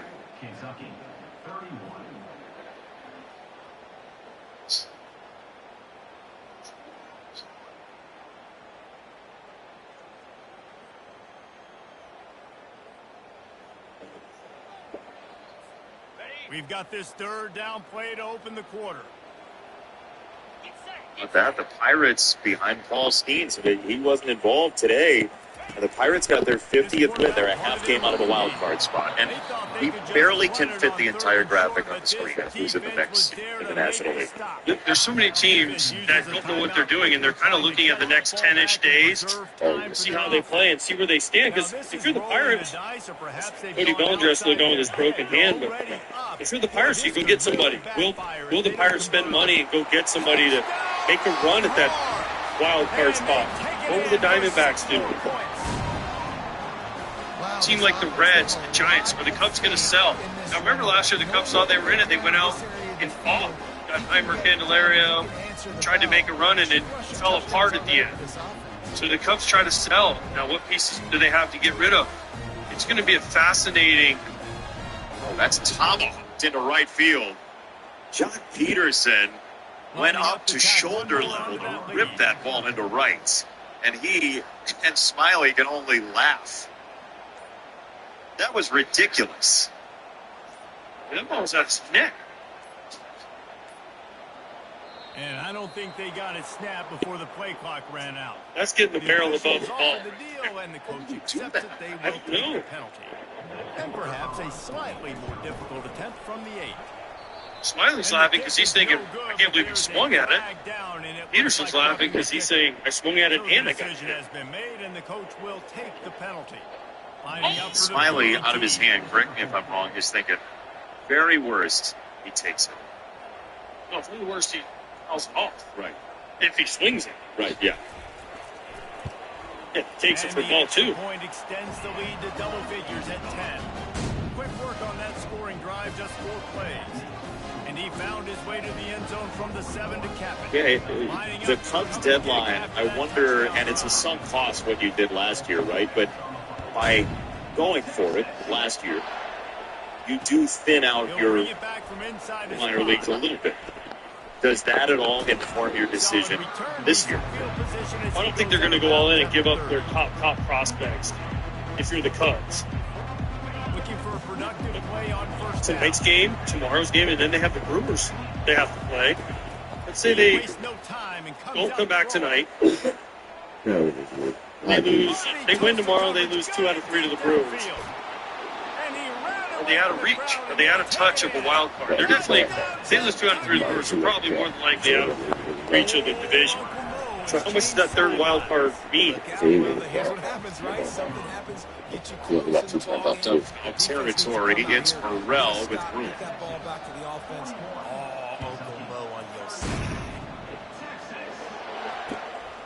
It doesn't help out of the All-Star break to have a high-flying to have then Milwaukee to follow, and then you're at Kansas City, at Cincinnati. The Royals have not been playing their best baseball right now, but they're still 9 games over 500. They won 2 in a row out of the break. Yeah, that's a tough way to come in. If you're trying to get hot before the trade deadline, you're hoping you... Well, that's a big lead for Peterson, and he just got back. He was walking towards second. Smiley noticed it and nearly had him. No. Maybe so. John Peterson's trying to sneak attack from Smiley, so nigga, I put the change in there. No, you didn't. Okay. Okay, don't worry about it. Don't worry about it. Don't worry about it. Hit hard as he released the ball on that first down pass, and it never had a chance. The Longhorns are in the hurry-up. Pressure got to the QB that time. He was trying to find his check down out of the of that whole cast of wild card characters, who is the scariest team? Now they've got a little room to work with. They're out to the 28 for you first down. Offense quick right now. giving you a lot of time here. The Pirates, if they have Skeens and Jones, and they go get a hitter. They go get a bat. It's just because you don't have to face Skeens and Jones. Some of the back end of their bullpen with Chapman and Bednar is really good. There goes Peterson. You got a huge steal second base. Maybe the quarterback wishes he pulled this. Will the Pirates do that? Some information you gathered maybe That's the question. That's the age-old question with the Pirates. Huge jump by Peterson. He's leaning. He goes first move. Makes it easy. Nothing anybody could do on that one. Obviously, the Braves are the team in the wild card here. Okay, they can do some damage. Diamondbacks made the World Series last year. If they get their pitchers back healthy, you have a healthy Gallen, healthy Montgomery, get Eduardo Rodriguez back, Fogg, Merrill Kelly. It's a pretty good 1 through 5. Now, Padres have some stars. It's your team a lot of people pick to win the division.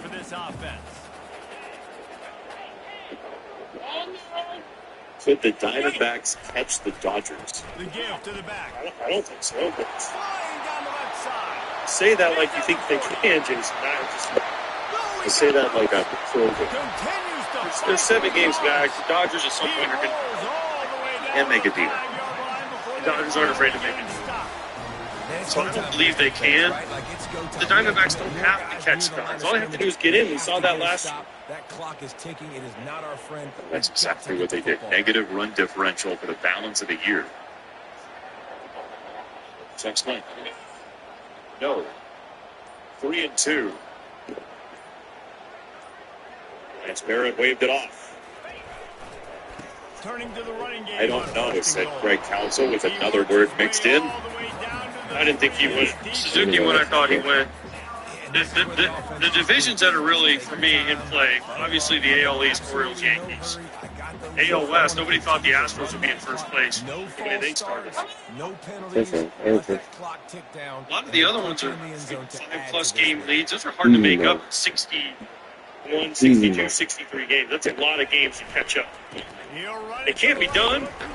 Well, you need one team to almost say collapse just to play to crater. Yeah, basically. It's a frustrating play when you go in reverse near the goal line, goal-to-go situation. The plate umpire calls it Alfonso Marquez. With the strikeout call, Peterson left at second. The Cubs need some runs. They're down 3-0. Yeah, we'll leave it off when we come back. Throw this thing away. You don't want to take a sack. Lose I love this house. It really has it all. Yeah, but our neighbor, he's a little opinionated. An unforced error there. They don't get the I think it'll make me a big salad. There's a difference between At least Geico makes it easy to fill our home and slow. They were slow. They got the flag. What are you talking about? The 8th play of the drive coming. You'd glasses, hate to settle for a field goal. It's 3rd and goal. For bundling made easy. Get more with Geico. He's done this to me before. This is a loss. So that is exactly what you want your offense. You want to stop points. Go up by 2 possessions. They'll be detailing every great execution by this offense to put this game away. And the extra point extends the lead to double figures at 10. This offense plenty happy enough with the result of that play, so they just let the official put that flag back in his pocket and decline the penalty.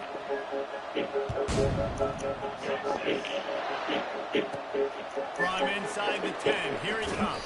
He was hoping for something a little more dynamic than they get him on the ground as a 20. Looks like the defensive play quarters coverage here.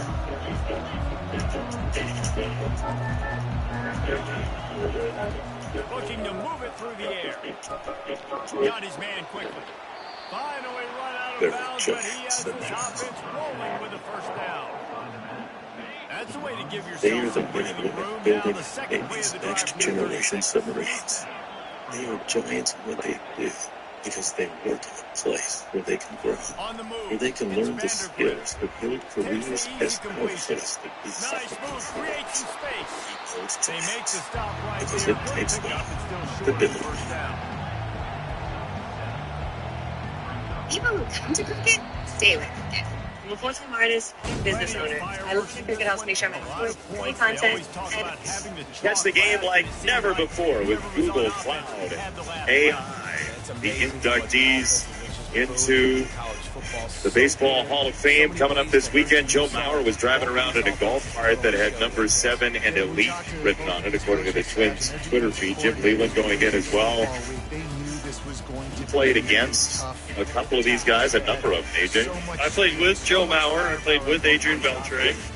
Played against Todd Helton, and Jim Leland was one of my all-time favorite managers to play against. Why?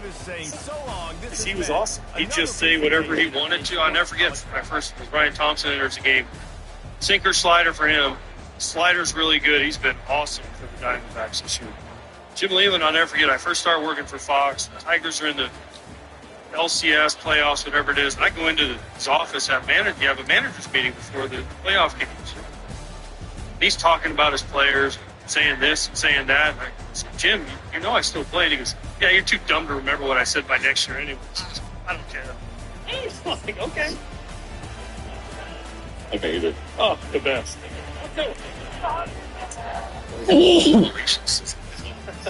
Right, so he could, every once in a while. 1-2. 2 balls, 2 strikes. AJ Hinch mentioned the other day with the Tigers that he'll get a note from Jim Leland, and it will always be about a strategy, not a move. Right? Not you put this guy in or you did this. It'll be about a subtle look on his face or like a speed literally on face. Defensively that's a nice play by Thompson for out number 1, but a really sharp, perceptive baseball man who happens to be a heck of a good time to talk to. Oh, and that's why he's going to the Hall of Fame.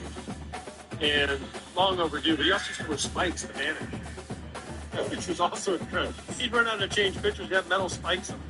Jim, you're going to get struck by lightning. There's rain in the area. We'd yell at him. I'm sure he never yelled back. Not a thing. No, he'd wait till the next day and he'd just walk up to your face and say, again, but also, we showed the 4 guys going in. Let's not forget Joe Castiglione went in as the Frick Award winner this year. I'm glad you mentioned Joe. He is a marvelous human being.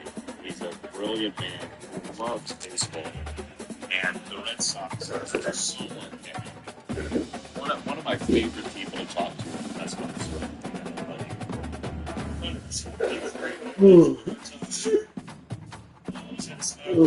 always nice things to say. Knows the game. Goddamn, you alright? One of the most iconic, notable voices, right? He sounds like New England.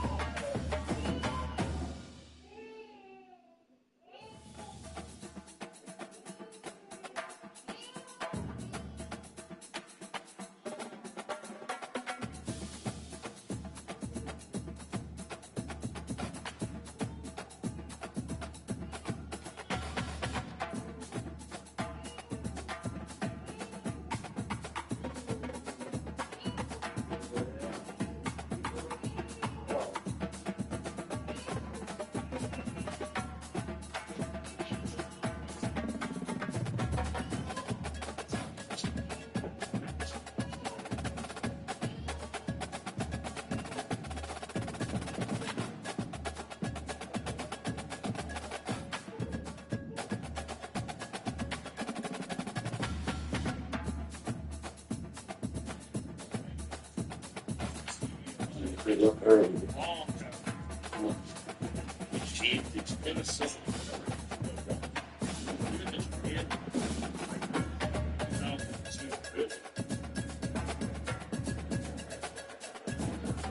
There goes Thomas, and he will steal second without a throw. Perdomo is out.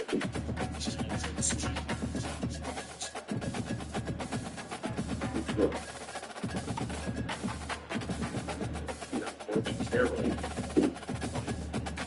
Good if you didn't have Marte behind it, pitch around Carroll, but Patel Marte is one of the stars of the Diamondbacks team.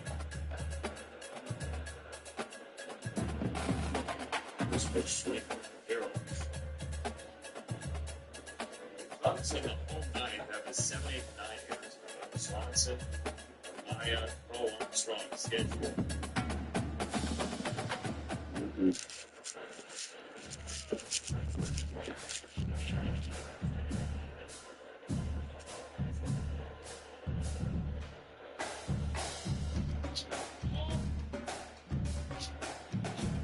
Zach Gallen went 5 scoreless for the Diamondbacks and won 6.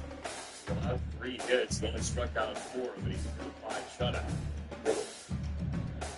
Big pitches, late innings. Carroll takes away. Tonight, this is like Corbin Carroll. The swings he's had, the takes he's had, more Corbin Carroll. He looks under control, he looks confident, he looks hitter. 3-1. What would you throw him, knowing the profile? 3-1. I'd either throw him a slider or you just do what we chase and start over with Marte. As good as Marte's been, I would not throw a fastball in the stretch. If you throw a fastball, it's got to be up or it's got to be dotted down the road. Aiming in with a slider. He's thinking it's 3-1, maybe 97. I already hit 1 home run. Try to get 2 right here. Now you have more options, but I'd still throw it on the side. Struck him out. He likes it when you call that.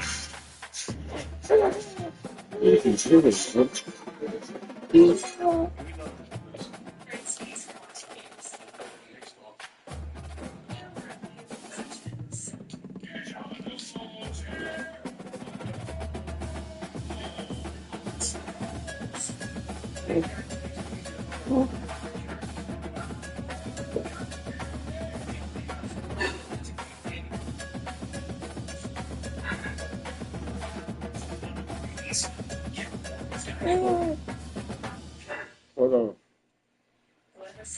You want to watch ready for the game? Come on. You can watch ready for the game. Huh? What you doing?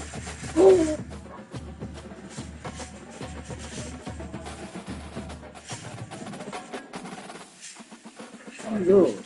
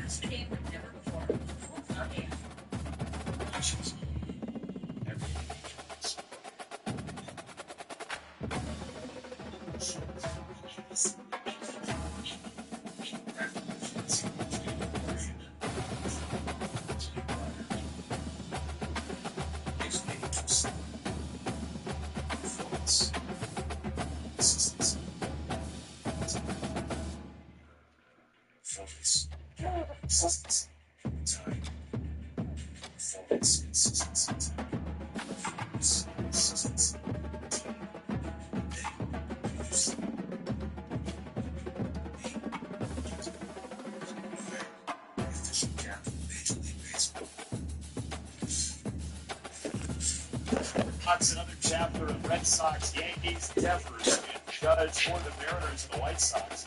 It all begins next Saturday, 7 Eastern on Fox. Cubs are trying to avoid losing 2 straight as the White Sox have right out of the All-Star break. Mariners try to keep pace with the Astros. Seattle's lost 4 in a row to this moment. And Paul Sewell is on to try to close this for Arizona with a 3-0 lead. Paul Sewell, 14 out of 17. And saves. The blown saves came recently in a short stretch. He's a four-seam fastball up, sweeper guy. Will not overpower you. I've talked to him plenty of times. He really relies on the vertical throw in the four-seamer that stays straight, goes from a lower arm slot, and he tries to throw the ball up. He was the center of trade deadline attention last year. He came over from the Seattle Mariners in a controversial trade in the Pacific Northwest. As the Diamondbacks went for it, the Mariners were talking about it. That's a check swing, and he couldn't hold up. It's strike 2 on Dansby Swanson.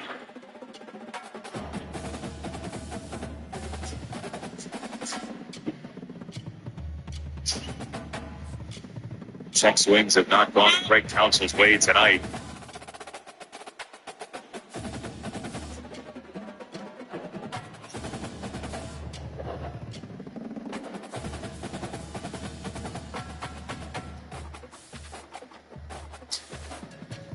One and 2 on Swanson. In Chapel Hill, they love to say if the good Lord's not a Tar Heel, why did he make the sky Carolina Blues? I give Paul Sewell a ton of credit. People say a lot of times, oh, when it's going good, it's easy. When it's not. Paul Sewell came on, talked when they were down to the Phillies last year. Said, hey, we're going to come back and win. Came on my podcast, said that. Then this year he blew a save. His first one of the year. Next day came on and said, yeah, I had a bad day, but I'm going to be ready to go tomorrow. That's admirable. It's refreshing. Real close. Oh my goodness, was that close. On that, your Marino. Some would even say that was a strike. Some would. This replay would. 2 and 2. Little screen. Cubs' last base runner was a Morel walk in the 5th. They had a lot of chances early. They left 9 guys on in the first 5 innings, and since then, this Arizona bullpen has come in and just shut them down. Ginkle, Martinez, Thompson, and Sewell have tagged in and out for 3 scoreless so far. This is an 8-pitch sequence. 4 of each. 2-2. And just get the ball to the back and let him do his thing. Yeah, it didn't have to be long down the field like it was right near the line of scrimmage, but you know I got a guy when he gets in space, he can make big plays happen. When you're going good, just finds a hole. Struggling just masterful working that side. It's all right now. It goes right to Perdomo. He fields it for the first down. Slip that tight end behind the backers with that play action fake. 106 miles an hour. The bat.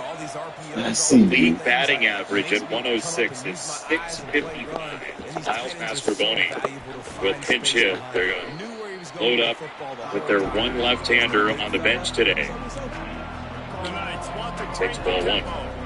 It's hard to have success on wide receiver screens when you're facing press man coverage because your blockers out front oftentimes can't pick them up, and that receiver gets gobbled up as soon as he catches the pass. We saw it on that last play. Man, what a play by that. Pull the trigger. That's called a strike. And it was way as this game is going, Alfonso Marquez, the home-plate umpire, started out calling a few low, but as the game has progressed, he started to call the high one much more frequently. Shown a little humility there and said, "Oh shucks" or something. Oh shucks. In the right center field, Mastrobuoni. He's run out of bounds, but a big play on that one, and it'll be a first down. And watch the offensive line here. They all block run. Because they're blocking run, the quarterback decides, oh, I got a favorable matchup. He dumps it out to the right, makes the right read. It's a nice positive game.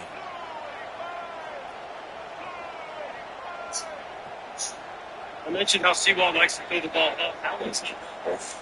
One's down out over the play. Mastroboni puts that ball into right center. Out Thomas cuts it off at an easy double, especially with the 3-run lead.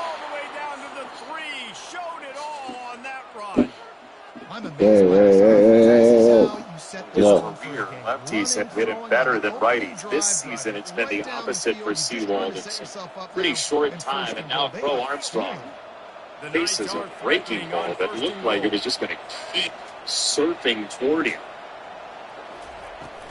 They'll try to run it in.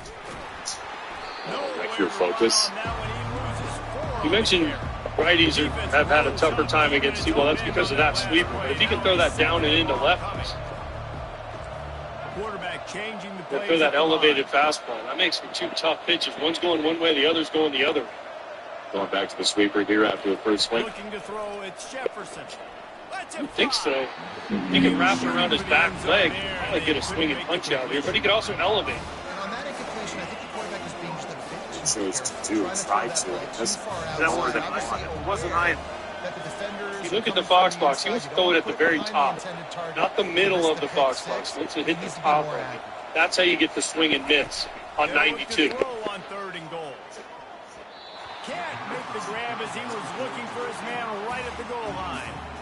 Struck him right there. Top of the zone. 2 down. Look at button, bro. The difference in this pitch and the last pitch is about 6 inches up higher. And you see the one before Crow Armstrong was able to get his bat on. This one, because it's just high enough, he swings underneath it.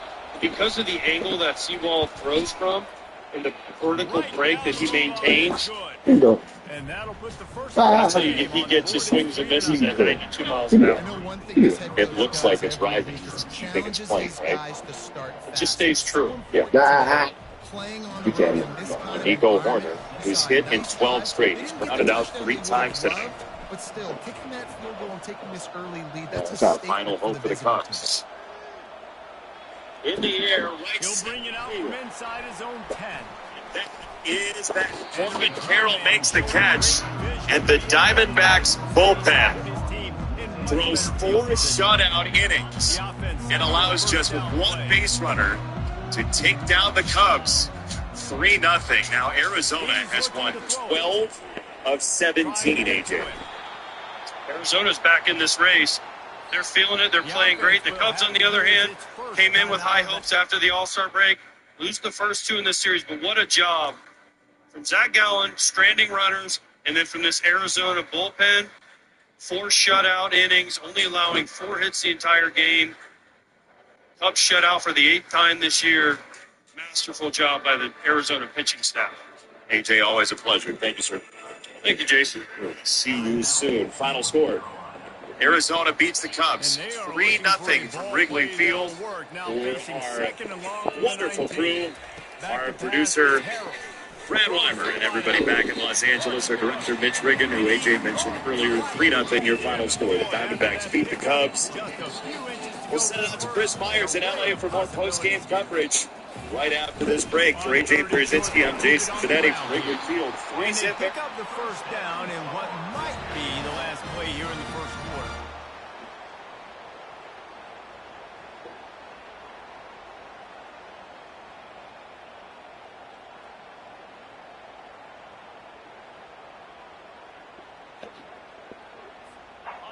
So again, the game size on the trade is 73.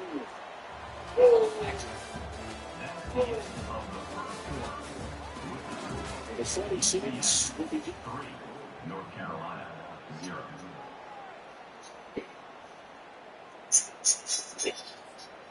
The Tar Heels come to the line with a new set of downs. Movement here for the tight end. Coming out on first down with the play fake. Finds his tight end. And he'll step out of bounds after a very productive play. Trying to get a rhythm in the passing game now on second down. They'll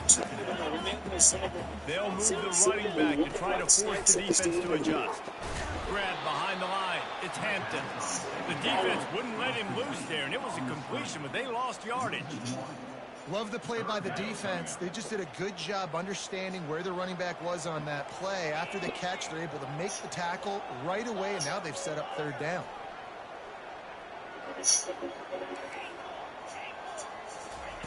On 3rd and long, he has to throw for it. Going for the big play. And this is dropped. Incomplete pass. He had a huge gain in his fingers, and he couldn't hold on. 37. That's one thing this defense takes a lot of pride on. They like tackling the catch, and they like being around the ball. That time, he was in proximity to knock that thing loose. Nice physical play. So He's on not their going to get that first up and drive of the game, they're going to roll the dice a little bit and go for it on 4th down in their own territory. Fires to the wideout. And it's intercepted. A turnover for the defense. And he's wrapped up after a solid return on the pick. And that's why as quarterbacks, you cannot telegraph the pass. You cannot stare down your receivers because these defenders, they're watching it. And that defender knew exactly where the QB was going with that football, and that's why he picked it off. UCF has it once again. What do you think about that? Gonna run it. It's Harvey. Solid fundamentals on that tackle from this front. I like moving my guy. I like getting my running back touches, feeding the ball so he can break some of those big runs. But I'm also okay with It's the 2-minute warning, and we'll see if the offense can tack a little something extra on their lead before the break. Got 3 on 1st down and 2nd and 7. I love this house. It really has it all. Yeah, but a neighbor is a little opinionated. Looking to throw is Jefferson. He let that thing fly quickly, but he couldn't. I think I'm making this salad. At least Geico makes it easy to pull around my car insurance. What are you talking about? That's a cute shirt. Yeah. You need glasses, pal. That's it. You're out of here. For bundling made easy, you get more with Geico. He's done this to me before. What did you do? Make this a summer to share. And a 3-row Kia Sorento. Out of the gun to give to the back. Tech Forward Sportage. The available all-wheel drive self-tops. Or the IIHS Top Safety Pick Plus Telluride. Each one recommended by Consumer Reports. This summer, visit your local Kia dealer. Kia. Movement that inspires. Pulls and fires it complete to the right. And this one will be stopped for no gain. They want to get this defense on its heels.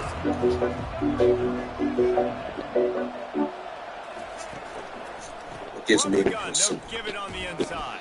performance. Didn't get much done on that run. He'll fight his way out and maybe pick up a yard. Performance. How about the Consistency. defenders Time. bringing a Performance. heat-seeking Consistency. missile? He was on radar. Performance. He found the Consistency. football and flew down with some bad intentions. Got it behind the line. It's Rob Townsend. that. He ended up Rare. going backwards on Official the gap play, of and they Major will League not Baseball. convert that 3rd down. Are you playing? No. on that. There's no You know, a lot playing of in times you baseball. want high space, and you throw this route really when it's off cover. But you can tell the cornerback was up, ready to come, pounce on that screen, and get the tackle for him. What's in your wallet? That is no good. It's still a 3-point game after the miss.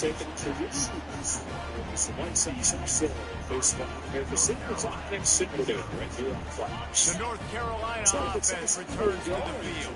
Oh, this one is full forward of the 10th. Evan Phillips, the Dodger closers, on the face 3, 4, and 5. They'll throw it on first down. And here's The quick Tyler out. swings at the first Now pitch. they're starting to feel it. They've got a first down at the 44. They'll try to snap it quickly.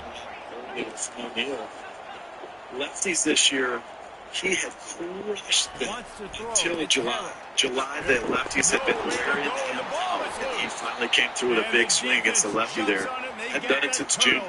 Goes back to the 7th and looked like it was going to be the winning swing for the Red Sox. Everybody trying to swipe at the football, and the impact on the hit sometimes jars the ball loose. Great job with the pass rush and a better job forcing a turnover.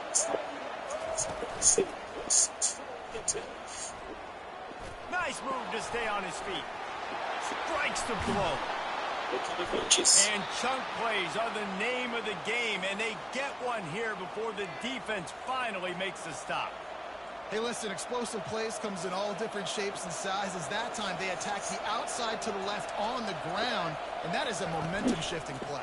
They know they have a huge advantage there. I expect them to go right back to it. And what do you do now if you're on defense? You got to be expecting that they're going to try and tack that side of the field, maybe in the same way. Maybe two of the best closers in baseball. Give up just a few seconds remaining here as they try to put something up before halftime.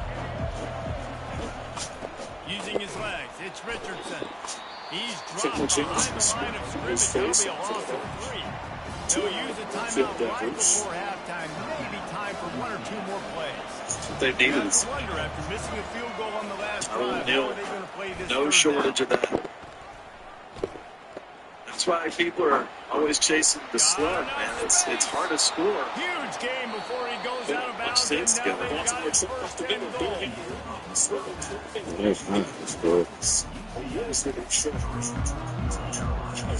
want to get the ball back right now, lining up for an onside kick to start the second half. They were ready for the onside kick and executed perfectly, and they secure the football. Good catch from the Dodger fan, but he didn't like it very much. Big night, challenge. That's on some 6-4. One takes for the Dodgers fix it. But the concern one here with Evan Phillips, who has been one of the best relievers in baseball, had given up 1 home run all year through the end of June. He's given up 4 in 6 games. A big reason they find themselves trailing to start the second half, those 2 turnovers. You know what? Those things, you have months like that. It doesn't make any sense. And then this August 1st happens. Clear the mind, new month, you know. Those things can vary month to month with no reason. Excited and out of your seat when you see the big boys making the little boys play. Listen, I know you DBs can do all that running around stuff and catch the football. I can too. I just do it in a sexier, bigger body. Yes, please. Yeah. Here's the 4 on the wall. After picking up a couple in 2nd and 8. The Dodgers have been concerned that Evan Phillips has been too reliant on his putter. Well, he went to the sweeper against O'Neal. Both pitches were sweepers. We saw what happened. First give it to There you go. Go tell your mom. Just blocked the pitch, put it down. Go tell your mom. Go. Get a different pitch. The difference. Go tell her. Gonna run it. It's Harvey. Smashes Sweepers. Got sweep. You know, to really be effective, that one, he made a mistake. That would be a 53-yard field goal, but they'll leave the offense out there and try to pick up the first on 4th down. He'll keep it himself. In plus territory, not really much of a decision to make there. They had to go for it, and it paid off. Yeah, they know points are going to be at a premium in this game, so they're going for it here, no doubt. Nice job picking up the first and now putting a lot of pressure on this defense. The Knights getting set on 1st and 10. Robbie Gonzalez, 1 for 4. Finds the tight end. They make the stop, but not before they do their work up top and pick up a first down. Field gets a little tighter here in the red zone. And that's what I love about this offense. You're not going to get all of your big chunk plays in the passing game by throwing it deep down the field. They kind of dink and dunk. And on that RPO play, they had it dialed up and set up to go to that player in the right flat. Nice job. We love the new place. Great space for watching games. Nothing better than baseball. There were beautiful sessions. And just a good, safe pass play, they pick up a few. If they can convert here, that type of play can really give you a shot. Makes it easy to bundle up with car insurance. On 3rd and long, he's going to have to throw for it. Yeah, hold on. For bundling made easy. Get more with Geico. The City Custom Cash Card automatically adjusts to earn you more cash back in your top eligible spend category, like response. That's amazing. It's my day off. You don't have to choose a spending category. Can I get the pancake triple play? Or activate anything to earn. Yo, no way. Your cash back automatically adjusts for you. Great, because we are not going anywhere after this. 5% cash back that automatically adjusts to your top eligible spend category. Up to $500 spent each billing cycle with the City Custom Cash Card. He's going to go for the return. The books. Not nearly as much as he'd hoped when he brought it out in the end zone. He'll be stopped at the 15.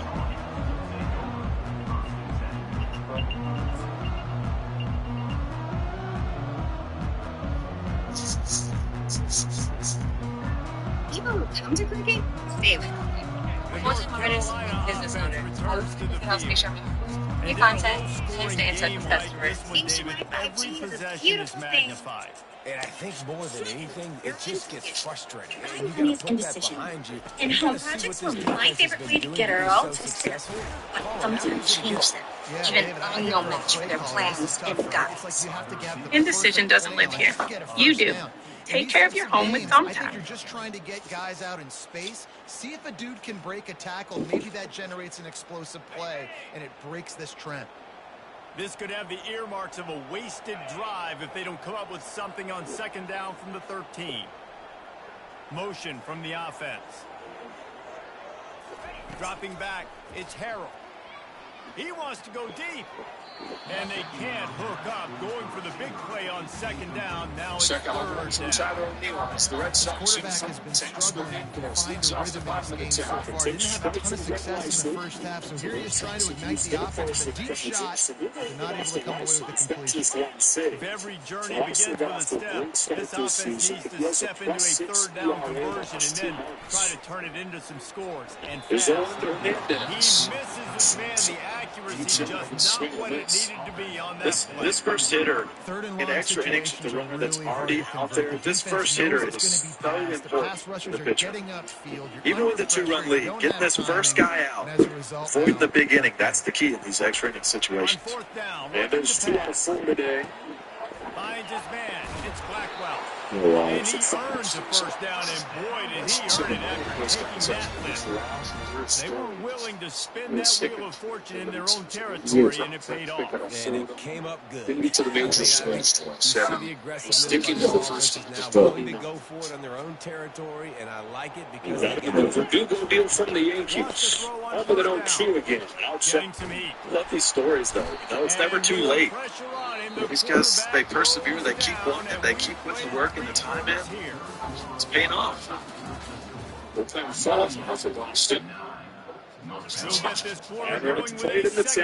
dogs won't be over in the house.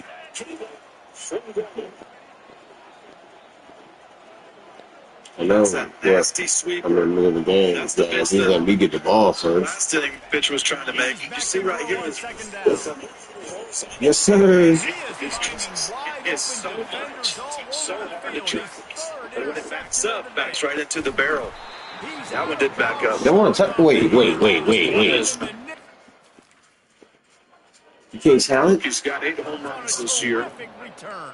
How is that not a touchdown? You know exactly the situation in I the don't. fourth quarter. How is that not such a picture down? Don't let them make big plays. How about you make a big play? Nice job getting the interception. It's not icing on the cake. And makes his way into the end zone. The 1-0 from Monster. The offense did exactly what it's supposed to do with a start like that. When you're set up with that field position, you're thinking touchdowns. You're not thinking field goals. It's exactly what the offense does. Takes advantage of great field position. And they'll try to tack on 2.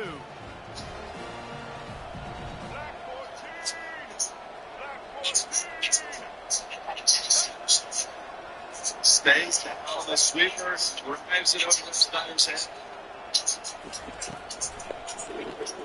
That terrible pitch. He just went down and got it. Looking, trying to escape, cannot. The sack forced the 2-point try. Well, he's hoping for another chance after the way the Yankees bases loaded 1. He's ahead 2-0. Just kind of an excuse-me check swing, temper in front of the plate. From inside his own 10, let's see what he gets.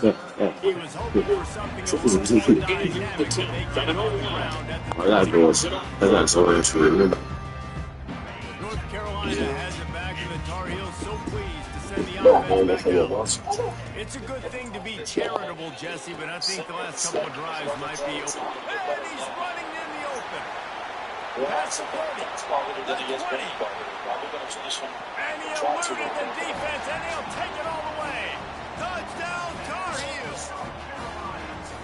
This guy is so dangerous because of his speed. He can take the top off the defense, and he did it right there on the play. Great arm talent, getting the throw out in front of him. It doesn't matter how many DBs they had deep on that one. I don't think they could have stopped. And with the lead sitting at 9, they'll try to make it a one-possession game. And the PAT will draw them one. It ain't chili powder. It's not chili powder. Marks decided on the play sheet. One play, explosive touchdown, just like that. Ball skips out of bounds. Penalty flag. It's not chili powder. It's cayenne pepper. Unsuccessful.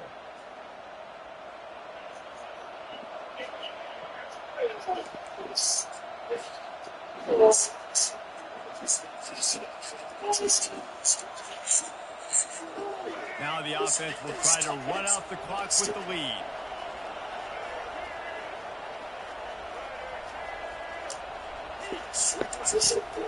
Smart move to keep it on the ground. Interesting call we saw earlier. And I think if you're the head coach, defensively now, obviously, you've got 3 timeouts in your back pocket. You're trailing at this point, and the offense is going to be running the football, trying to bleed the clock. And they're going to take as much time off the game clock as they can before snapping it. You've got to start thinking about using some of those timeouts. They bring him down, and he's going to lose a yard on that one. Defense uses a timeout quickly, trying to get that ball back and preserve time for their offense.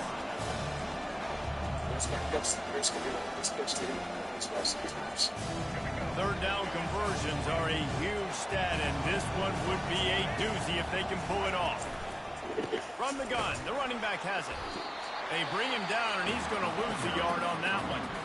The defense desperate to get the ball back and save as much time as possible.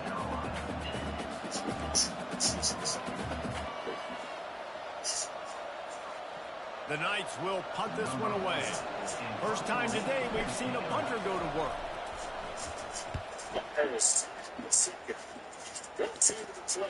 Not going to risk a return here. He'll make a catch. Give me this.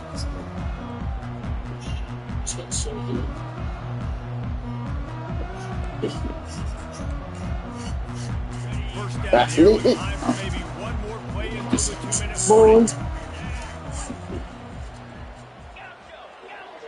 Play with your toys inside. Inside. Unloads to the wideout. Nice defensive play to get a hand in there and knock it away. Man, this defense takes tons of pride in their pass defense. They've got athletes on the back end that can break on the ball, and they've got hands too. We've seen them pluck 3 picks already. They almost got another one there. Looking downfield, it's Harrell. Got it set up on the outside. Still running at the 40. He gets it past the first down marker, and a really nice job to set up that screen and move the sticks. And now a fresh set of downs for this offense.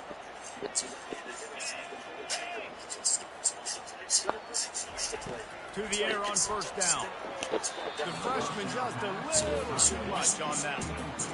Well, I know it hasn't been a tremendous day statistically for this quarterback, but his decision-making has been good enough to win this game. Hasn't thrown a lot of TDs so far, but when things aren't open, he throws it away like on that play right there. He's not putting his team in a bad spot, and that's why they still have a shot to walk out of here with a W.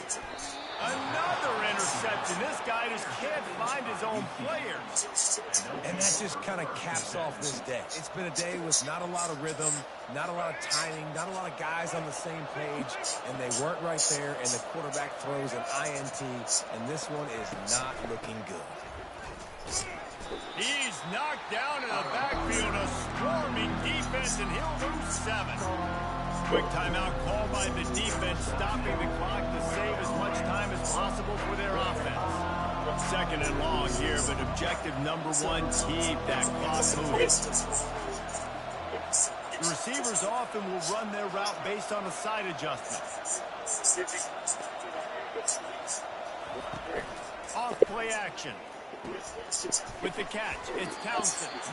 And the defense settled in to stop that one for a short gain. The Knights will hustle to the line. Fast motion from the offense.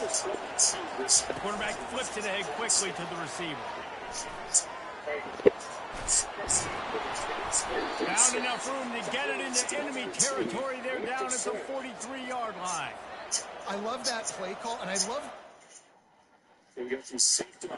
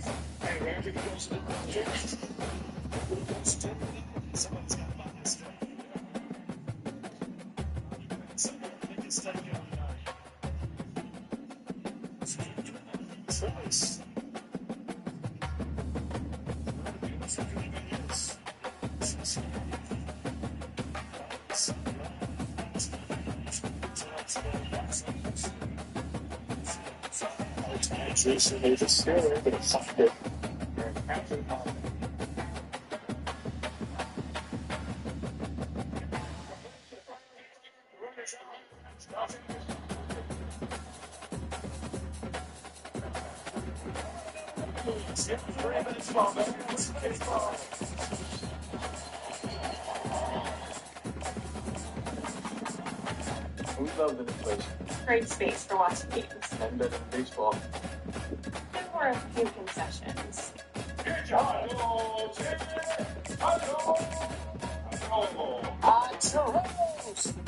least Geico makes it easy to bundle our home and car insurance. We already have it. Oh, I'll take 5 days. Can't live out For bundling the easy, get more with Geico. This summer is the perfect time to get away with a great deal on your favorite Hyundai models.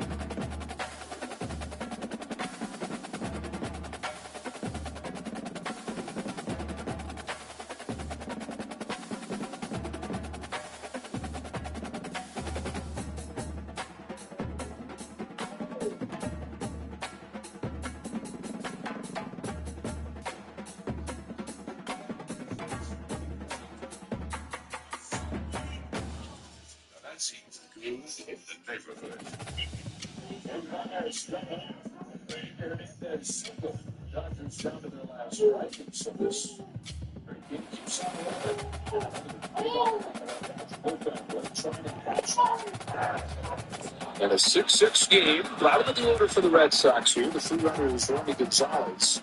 And the hitter's William Abreu.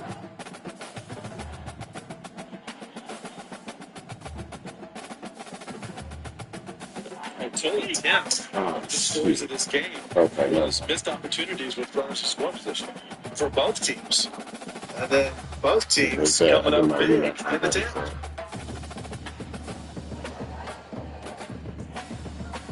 Abreu was 1 for 4 today. 1 for 2 today off of the Reds. Welcome to San For the Marcos, Dodgers at the bottom of this inning, they are going to get Ohtani to the plate. Vargas, Taylor, and Ohtani Doo-Wop. Continuously inhabited sites in America, and we expect our crowd to continually inhabit and make their presence known in this Ball game. 2 strikes. What an exciting matchup we have in store for you this afternoon, built around the passion. We've tried him this season, his first year in a couple of years, dealing with shoulder issues. Been awesome. No runs in 23 of his 26 games. Let's go with the 1-2 pitch. 48 Sports College Football. And Rich sees it down by Jesse Palmer, and guys can't wait to get this one started.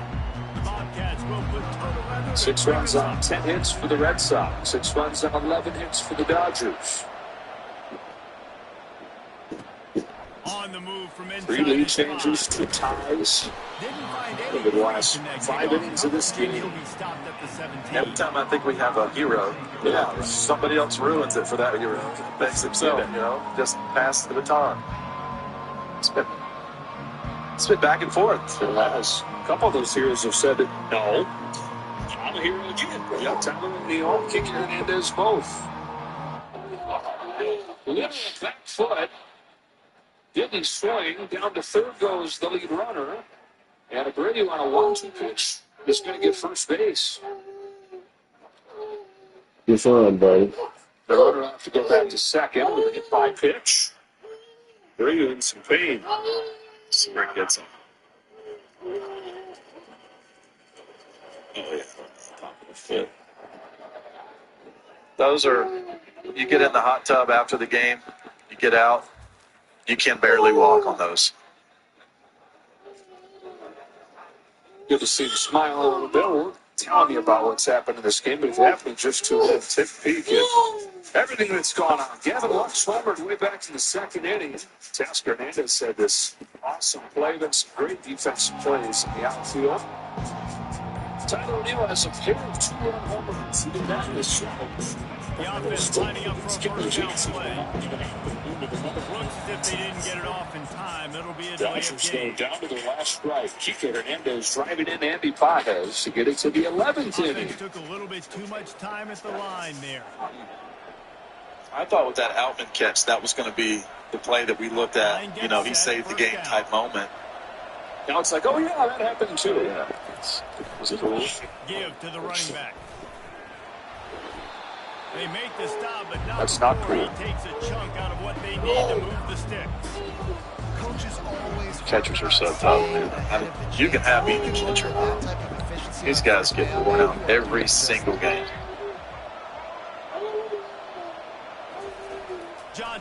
It's the second time today Laz has had to go out to the mound again. Take a deep breath, Wills. What a missed opportunity early in this football game. The quarterback could not have walked that ball. Placed it into the hands of his receiver. Dom Smith, over 3 with a walk today. He's been a whole lot better the last few weeks. Got the life for the Red Sox at first base. Dives inside, 1 ball, 1 strike. Local guy from South Central Los Angeles with the big Angels fan. From the gun, wants to pass. Got out of trouble, got rid of it. One time, first round pick of the New York Mets.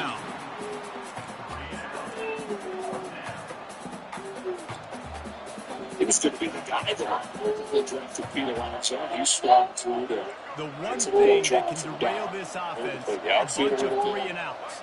But to Washington last year, now at the Red Sox. They might go 4 and out if they don't convert. Trying to pick up the first out of the backfield.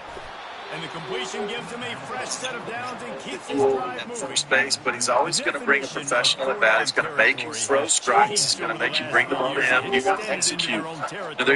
There's holes you can exploit, but you have to execute. That card's supposed to tell us what to do, but maybe I'll go for it anyways. This offense took a little bit of a gamble, but they get the first down. Nothing to worry about. They want to just keep throwing it. He'll off one deep down the left side. And he makes the catch inside the 15. And he'll take it all the way. They couldn't bring him down. Touchdown, Commodores. Talk about an offense finding its rhythm early. So nice to find the end zone early, get that confidence going. The defense is showing exactly what you'd expect them to do. Offense taking advantage. Great start for the offense. They'll try to add another to their lead. Down and in. Just swings right over the top. And he's got the extra point, and it's 7-0 to start this one. A very efficient 5-play scoring drive. They finish things off with some flair, a 73-yard touchdown pass. What's wrong, buddy?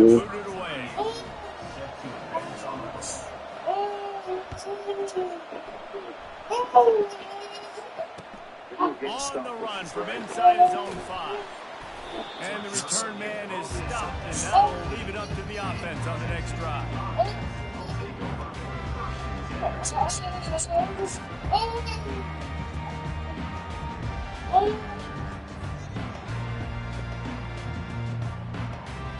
Offense getting set for first down.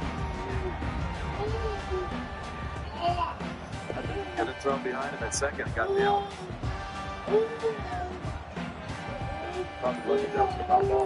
Receivers telling the quarterback what they see. They'll crank up this drive with the pass. He's going to go for a big one. And it's incomplete. They were looking for the huge gain on first down. Well, I like this quarterback being aggressive and taking a shot. Just a better play there by the defense.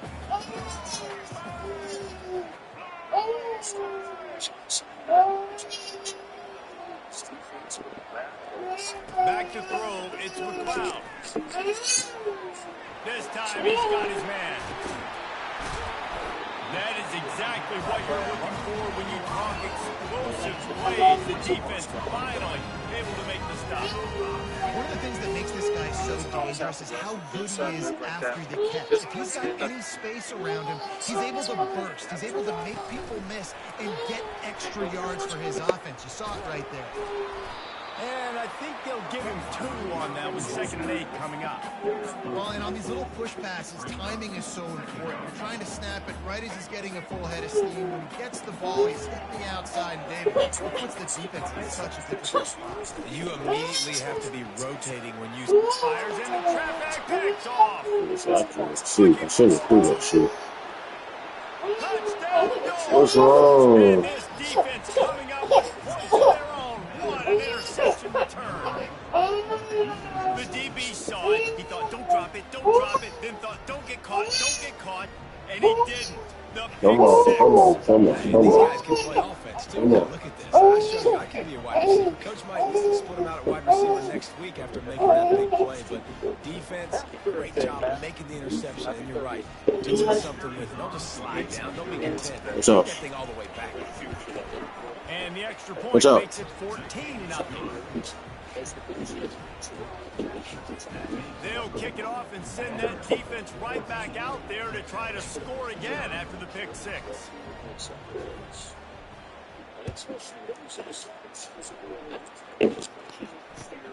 Here he comes from inside his own 5. He was hoping for something a little more dynamic, but they get him on the ground at the 20.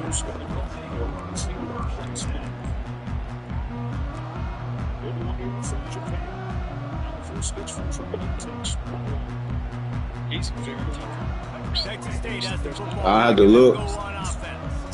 To say this has been a slow start is a bit of an understatement, and they really need to get it going here, Jesse. That's right. The opponent, they're firing on all cylinders right out of the gate. Defensively for this unit, they've been slow and struggling.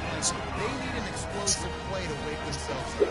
Yeah, and it's just the first quarter, so it's not the end of the world. You've seen slow starts, but you got to continue to pick until you find that play or that scheme that you can use against this defense. They bring him down, and he's going to lose a yard on that one. And the Bobcats in the hurry up.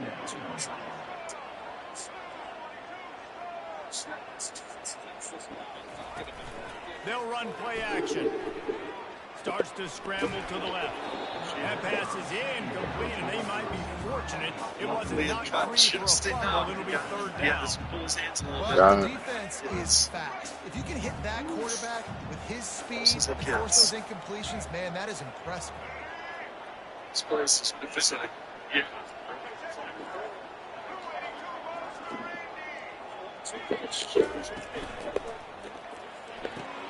Complete on 3rd down. They make the stop, but there is a flag on the field. We'll see what that's all about.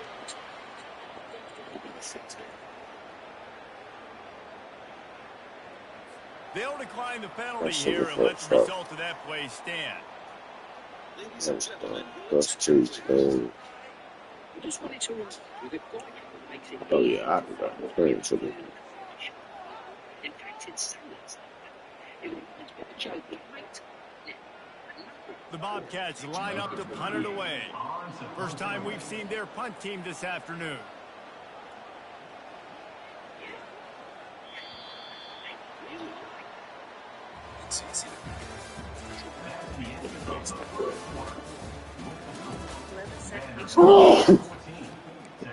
Thank you.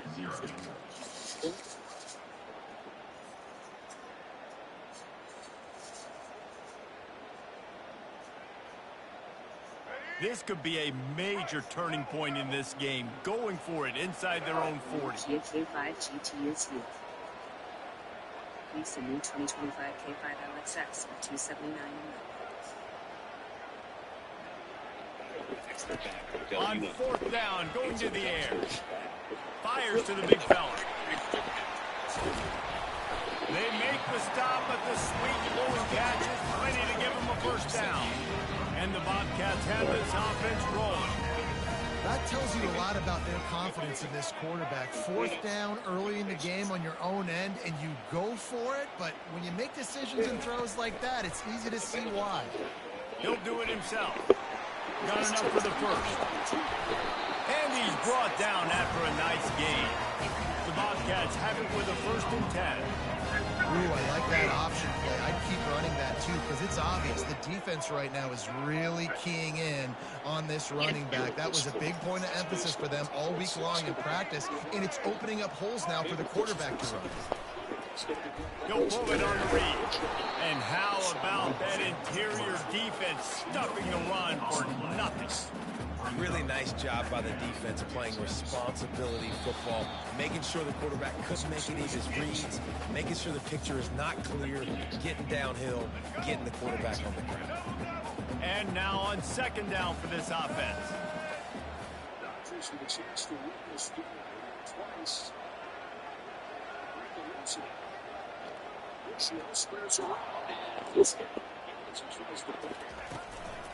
They go to the ground. They'll give him a couple that leaves him with 3rd and 8. Man, that D-tackle is a freak athlete. Did you see him come out of his stance and beat the offensive lineman, getting to the running back? Cat-like quickness.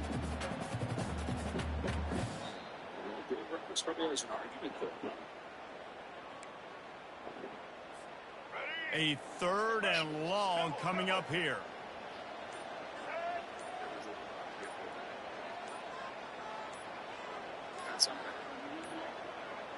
They weren't able to get that one off. It'll be a delay of game. The offense couldn't get the snap off in time, and it'll cost them. This will be the 8th play of the drive, but a great opportunity for the defense to get off the field.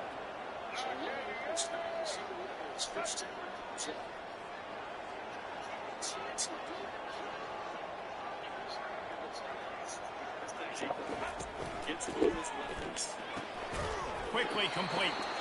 And maybe he'll get back to the line of scrimmage, but no more than that. And the Bobcats want to pick up the tempo.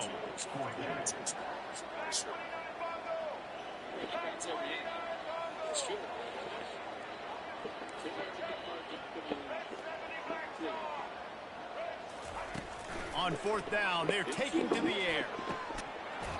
And it's incomplete, and the defense stands tall and gets off the field. Man, that is a big-time drop right there. 4th down, opportunity to catch it, maybe get the 1st down. That is tough to swallow, but as a QB, I got to walk over to him and say, listen, dude, we're going to need you later on. I still believe it.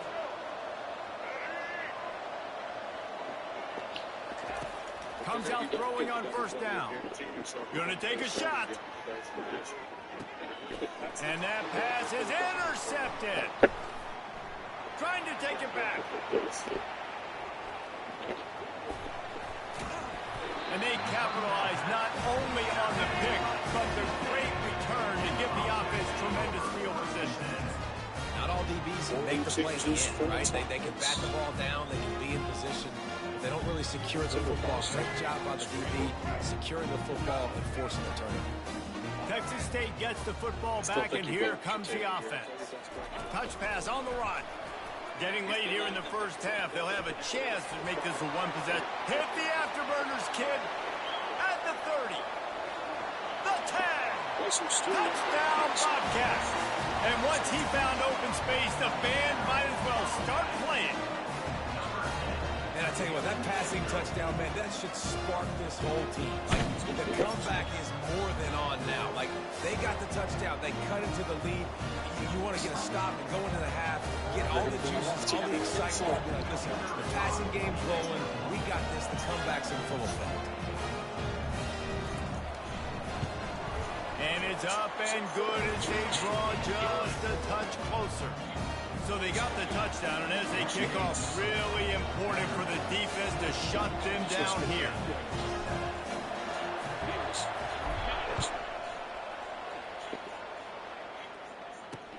And he takes this from inside the 5. Not a lot of space to be found. Good hustle by the coverage team, and they stop him at the 21.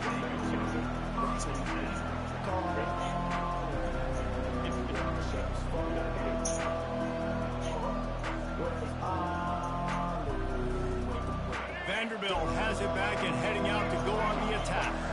They've got some time to work with here, Jesse, and if they get a first down, they might really get aggressive. I'd be aggressive right out of the gate. I'd be throwing for a first down. If I get it, then it's pedal to the metal. I'm in that 2-minute mode to try to score a touchdown or get a field. But I do think this is a situation where you also have to understand that I have the lead. It's going into the half. I've got the momentum, so don't do anything stupid here. With the first down, they'll put it in play from the 33. He wants to throw. Slings it downfield.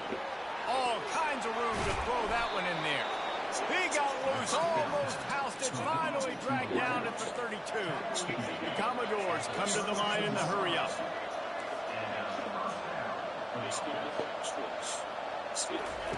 Johnson looking to throw. Now he's going to break the pocket. He'll pull it down. He's run out of bounds, but not before turning in a big pickup and moving the sticks for a first down. Nice job by the QB. You can tell they want to push it down the field. They want to be aggressive on first down, which I love, which is really hard to stop from a defensive standpoint. But does a good job scrambling outside the pocket, picking up the first down, and then saving his life. 2-minute quarters. It's not long. From the red zone, looking for a man. Where's this nigga in the touchdown? And it's now the second time this wide receiver has scored. Another outstanding job with God is wrong. 7-6. My dumb ass. I catch out 3-3. Lining up to tack one more onto that lead. And the extra point puts them on top 21-7. Quick work on that scoring drive just on the play. And they close the deal with a 20-yard pass just put for butter 6. and just Get that touchdown right before the half. Build momentum. put half the bottle of honey. You know how to put half the bottle. Half of less than the bottle? Yeah. Are you gonna get some? And he's going to run it back. They make the stop on the return, and that is priority one. You don't want some big return to give up a cheap touchdown on the final play of the half.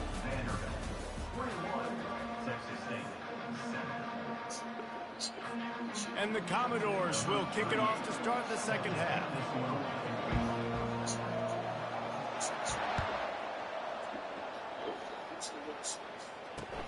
He'll start the return inside his 5.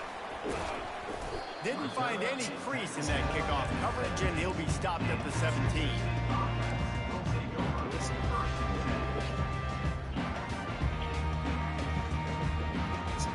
Texas State has the football back, and they'll go on offense.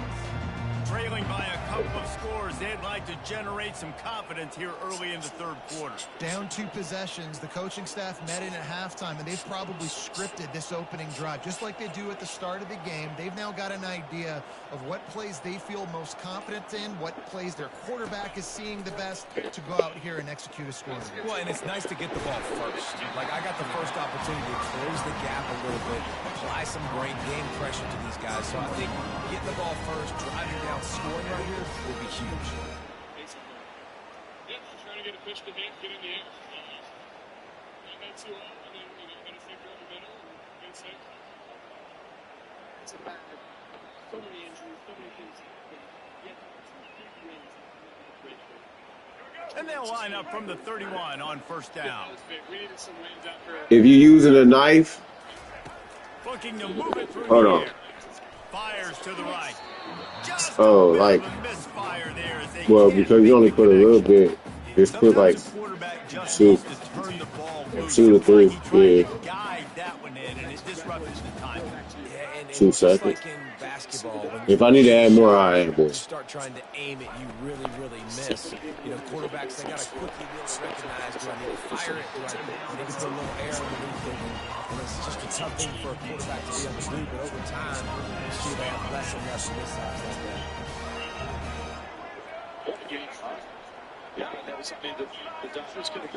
Wide out in motion. Quick pass on the fly motion. They pick up half of it. It'll be 2nd and 5. The Bobcats moving quickly to the line.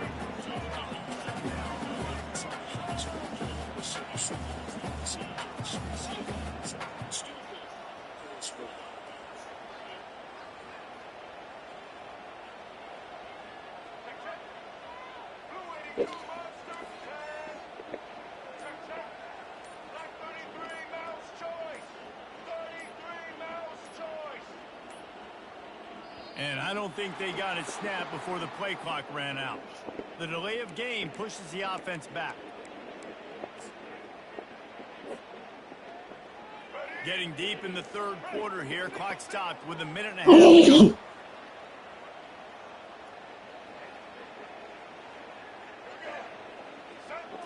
Dropping back, it's McLeod. He's looking deep. He's got it inside the 15. Touchdown, Texas State. And the comeback is on. And what nice play design. You get your speedster, you put him in the slot, usually get a better matchup. And then what do? You fade him towards that sideline, run a go. Nice ball thrown way out wide. He just runs underneath it and just too much speed. Couldn't catch him. Gets in the end zone for 6. On the option. He'll toss it. And he'll be brought down. Well, on the 2-point attempt, they go option, but the speed of the defense, sideline to sideline, rallying to the ball, stops him short. About to kick it away after scoring the touchdown. He'll bring it back from inside his 5. He was looking for some running room, but not much to be found as he stopped at the 18.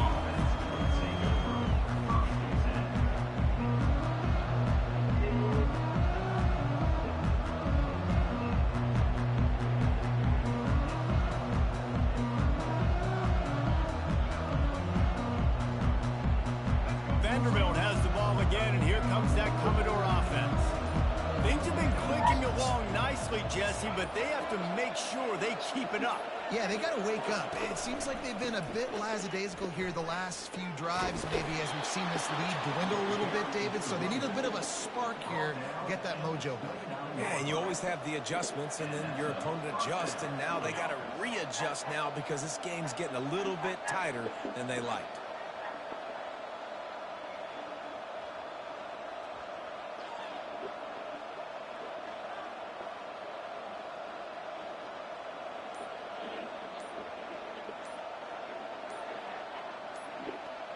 It'll be a 1st and 10 from the 29. Apparently some confusion as the offense calls the timeout. It's their first of the half.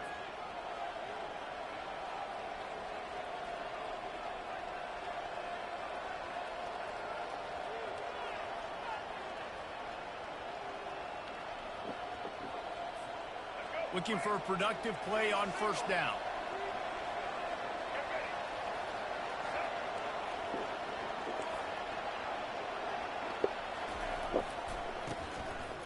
It's reverse. And they try to run inside, and there is nowhere to go. Great job of containing by this defense. And in order to do that, the end man on the line of scrimmage defensively has got to be able to set the point and force the football back into traffic. That's exactly what happened. Got stuffed on 1st down. It's 2nd and 10.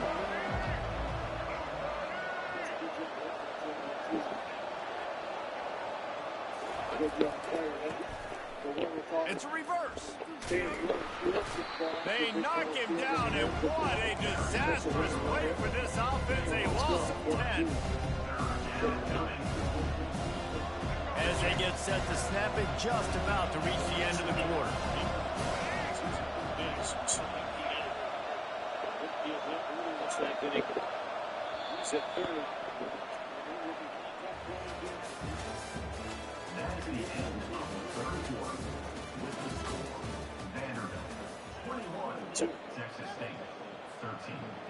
Back on the field after the break, and we'll start the quarter here on third down.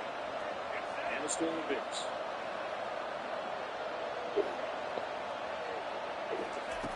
Looking to throw, and he needs a chunk play. He hurls one deep down the left side. Check swing. Almost intercepted, and what a momentous swing that could have been, but they still force a fourth down. And that is a frustrating possession for this offense. You wanted to run the football, maybe take some time. You did the opposite. Got in a bad situation, threw the football, stopped the clock. Not how you manage a game late in the fourth quarter. Way outside, that one saved. And the coverage team all over it, and the punt is down inside the 40. Will be the lead runner.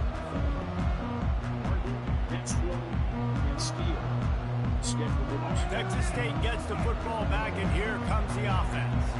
How about that last drive? Just carved him up in the air, David. Yeah, and how about that quarterback? You gave him the ball, and he delivered the goods. Great job taking apart the defense on that last drive. He really did, man. I mean, that was a masterclass in just reading coverage and being accurate.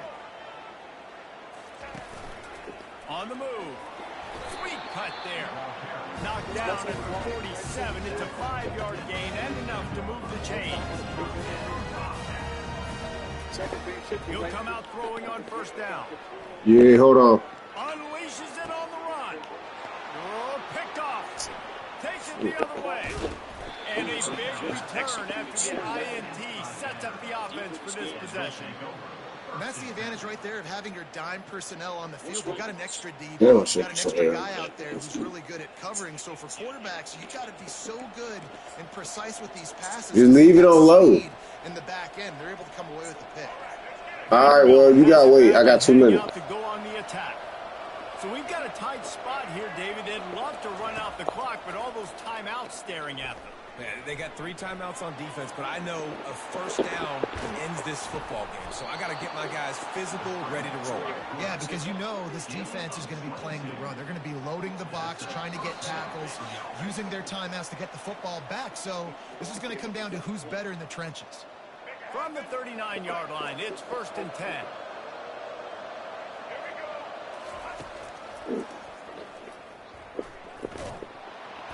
A solid pickup there before the defense is able to make the stop. They're in control of the clock as their friend. You'd have to expect another run here on 2nd and 6.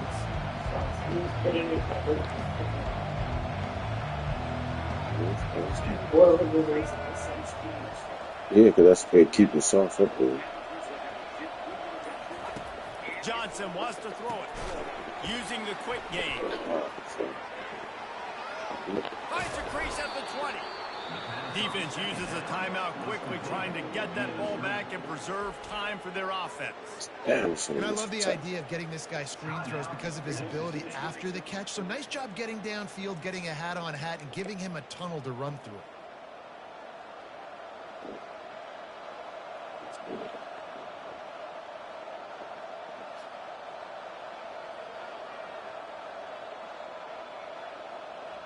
The Commodores have it with a 1st and 10. They'll run it to keep this clock grinding. It's really important at this point of the game late that they at least get a field goal here to make this a 2-possession game. So they're staying conservative. They're running the football, keeping it on the ground to execute that idea. Going to work in the red zone. They can't pick up the 1st down without getting it into the end zone. The give to the left. And he is stopped immediately by the big defensive lineman. He got nowhere, but now it's decision time. It's 3rd down.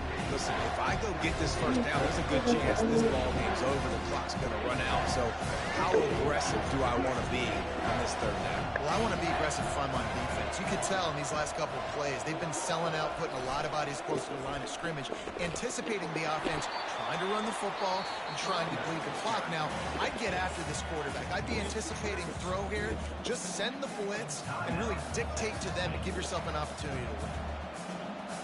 So on 4th down, here comes the field goal kicker in a huge spot.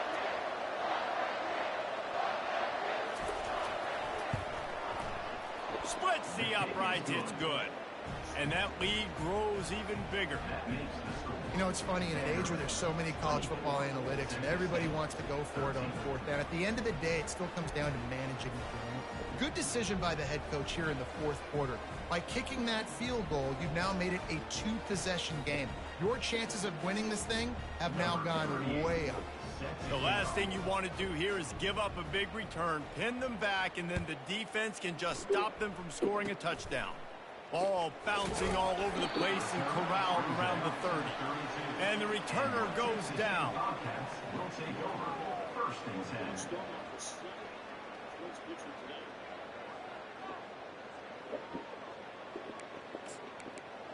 They got the first 9.5. Texas State has the football back, and they'll go on offense.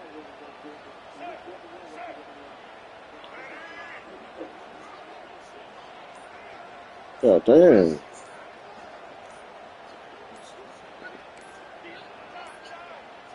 An unforced error there. They don't get the snap off in time. So frustrating to see an offense lose track of the play clock and pick up a penalty like that. Here comes the offense on first down.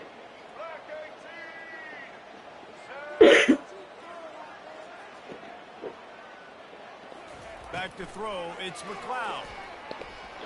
Fires to the wideout.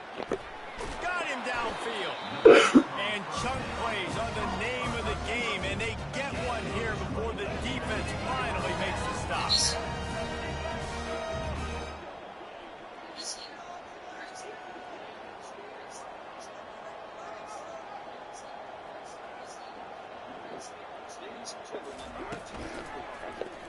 Quarterback on the keeper.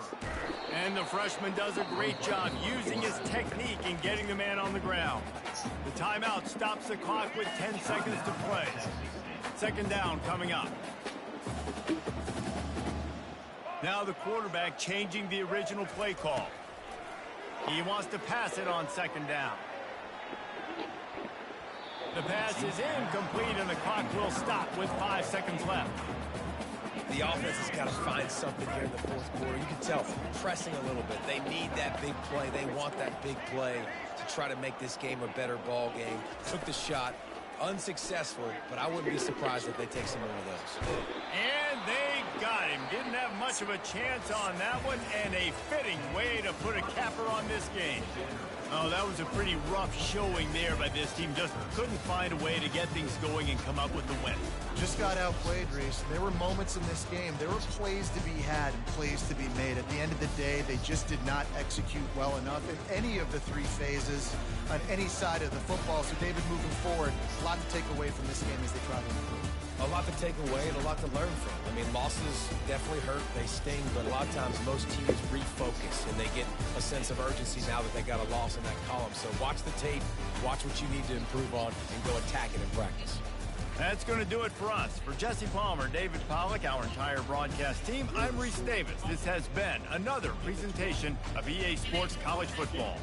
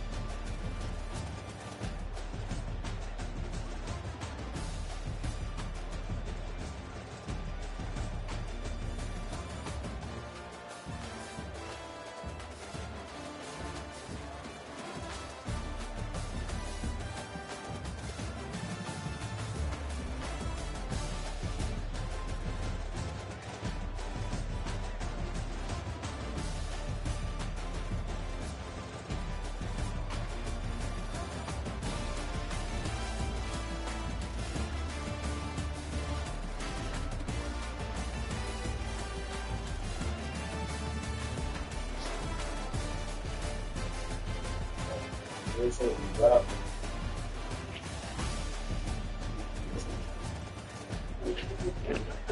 gonna catch up. Get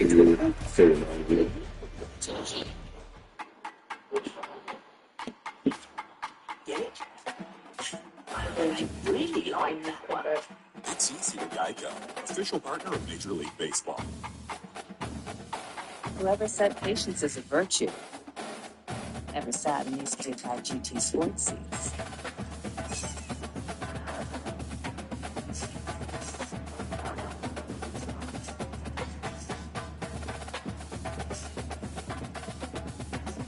The powerful new Kia K5 GT is here. Lease a new 2025 K5 LXX for $279 a month.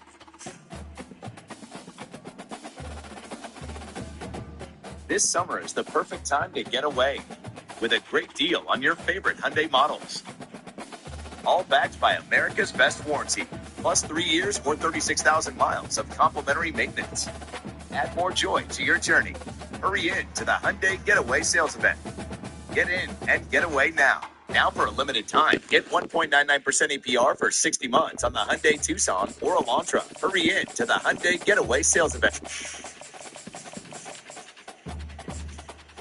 Well, the Mariners knocked out Valdez after 5 2/3. They didn't get a lot off of him, but they do take the lead on that Julio home run. Yeah, we talked about Framber Valdez, how dusty that breaking ball was, paired with that sinker, and man, good job. You can see how quickly things change from one swing of the bat. Getting Framber Valdez all of a sudden down by a run. Now for the Houston Astros, Taylor Scott, a really good year, low 90s fastball, change up fastball, and slider. Former Mariner for a very brief time back in 2019. He will face a pinch hitter. That's Rojas bats for Dylan Bourne. Backs up Rojas for ball one.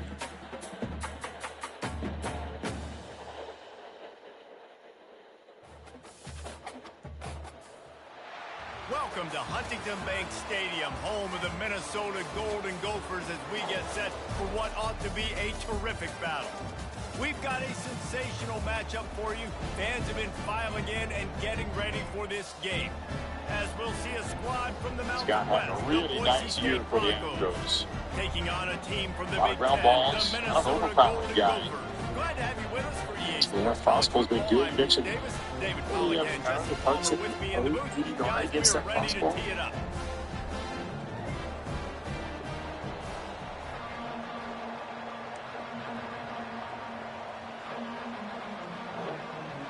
Give it a knife. The Golden Gophers will kick it away first. That opened the inning for Robles, and then Julio homered.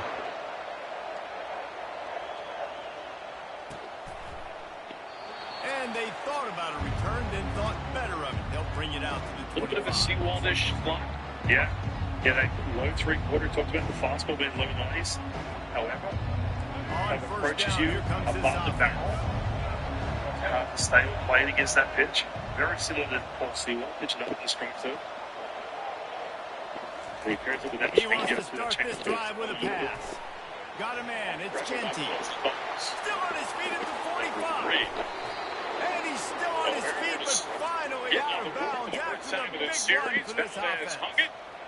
Well, after that last play, you can see how electrifying this guy is and how special he is after he makes the catch. If I'm on offense, I'm trying to find a lot of ways to get him touches in this game. Ladies and gentlemen, your attention, please. Excellent job. Working through the air there, finding a hole in that defense and picking up a first down. And the Broncos have pushed it inside the 20. Quarterback making adjustments with his receivers.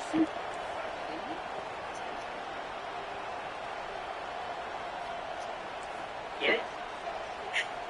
I really like that. They'll throw it from the red zone.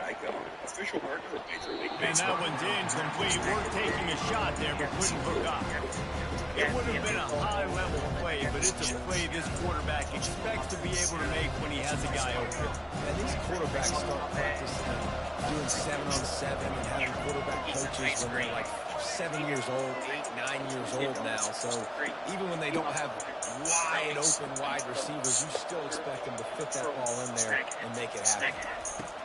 He wants to throw it again. Deep shot for the end zone. And it's caught. Touchdown, Boise State. Experience. And how about the offense? Stadium spread them out. Everybody spread wide. Easier to read a defense when you do that. They find the match. And let's hold on just a minute here as the officials are going to have a second look. And the play will stand after the replay booth just does a little double checking to make sure. They'll try to add another to their lead. And the PAT makes it 7-0. Quick work on that scoring drive, just 4 plays. And they close the deal with a 20-yard pass for 6. Coverage starts at 12:45 Eastern. Watch free on the Roku channel. Against the Astros, 1 run over 6, no walks, 6 strikeouts. Man, that pitching line looks good either way you slice it. However, when you got 2 runs, opposite part of the legs looks even more. He was brilliant. Almost ready to kick it away after scoring the touchdown. With that fastball through plenty of secondary pitches, but now he's got 2 runs and staring at that is not the optimal solution there. The kickoff out of bounds, and the offense will have a little bit easier time of things. Stanek, the former Astro, wants the 3 seasons in Houston. Set on first down.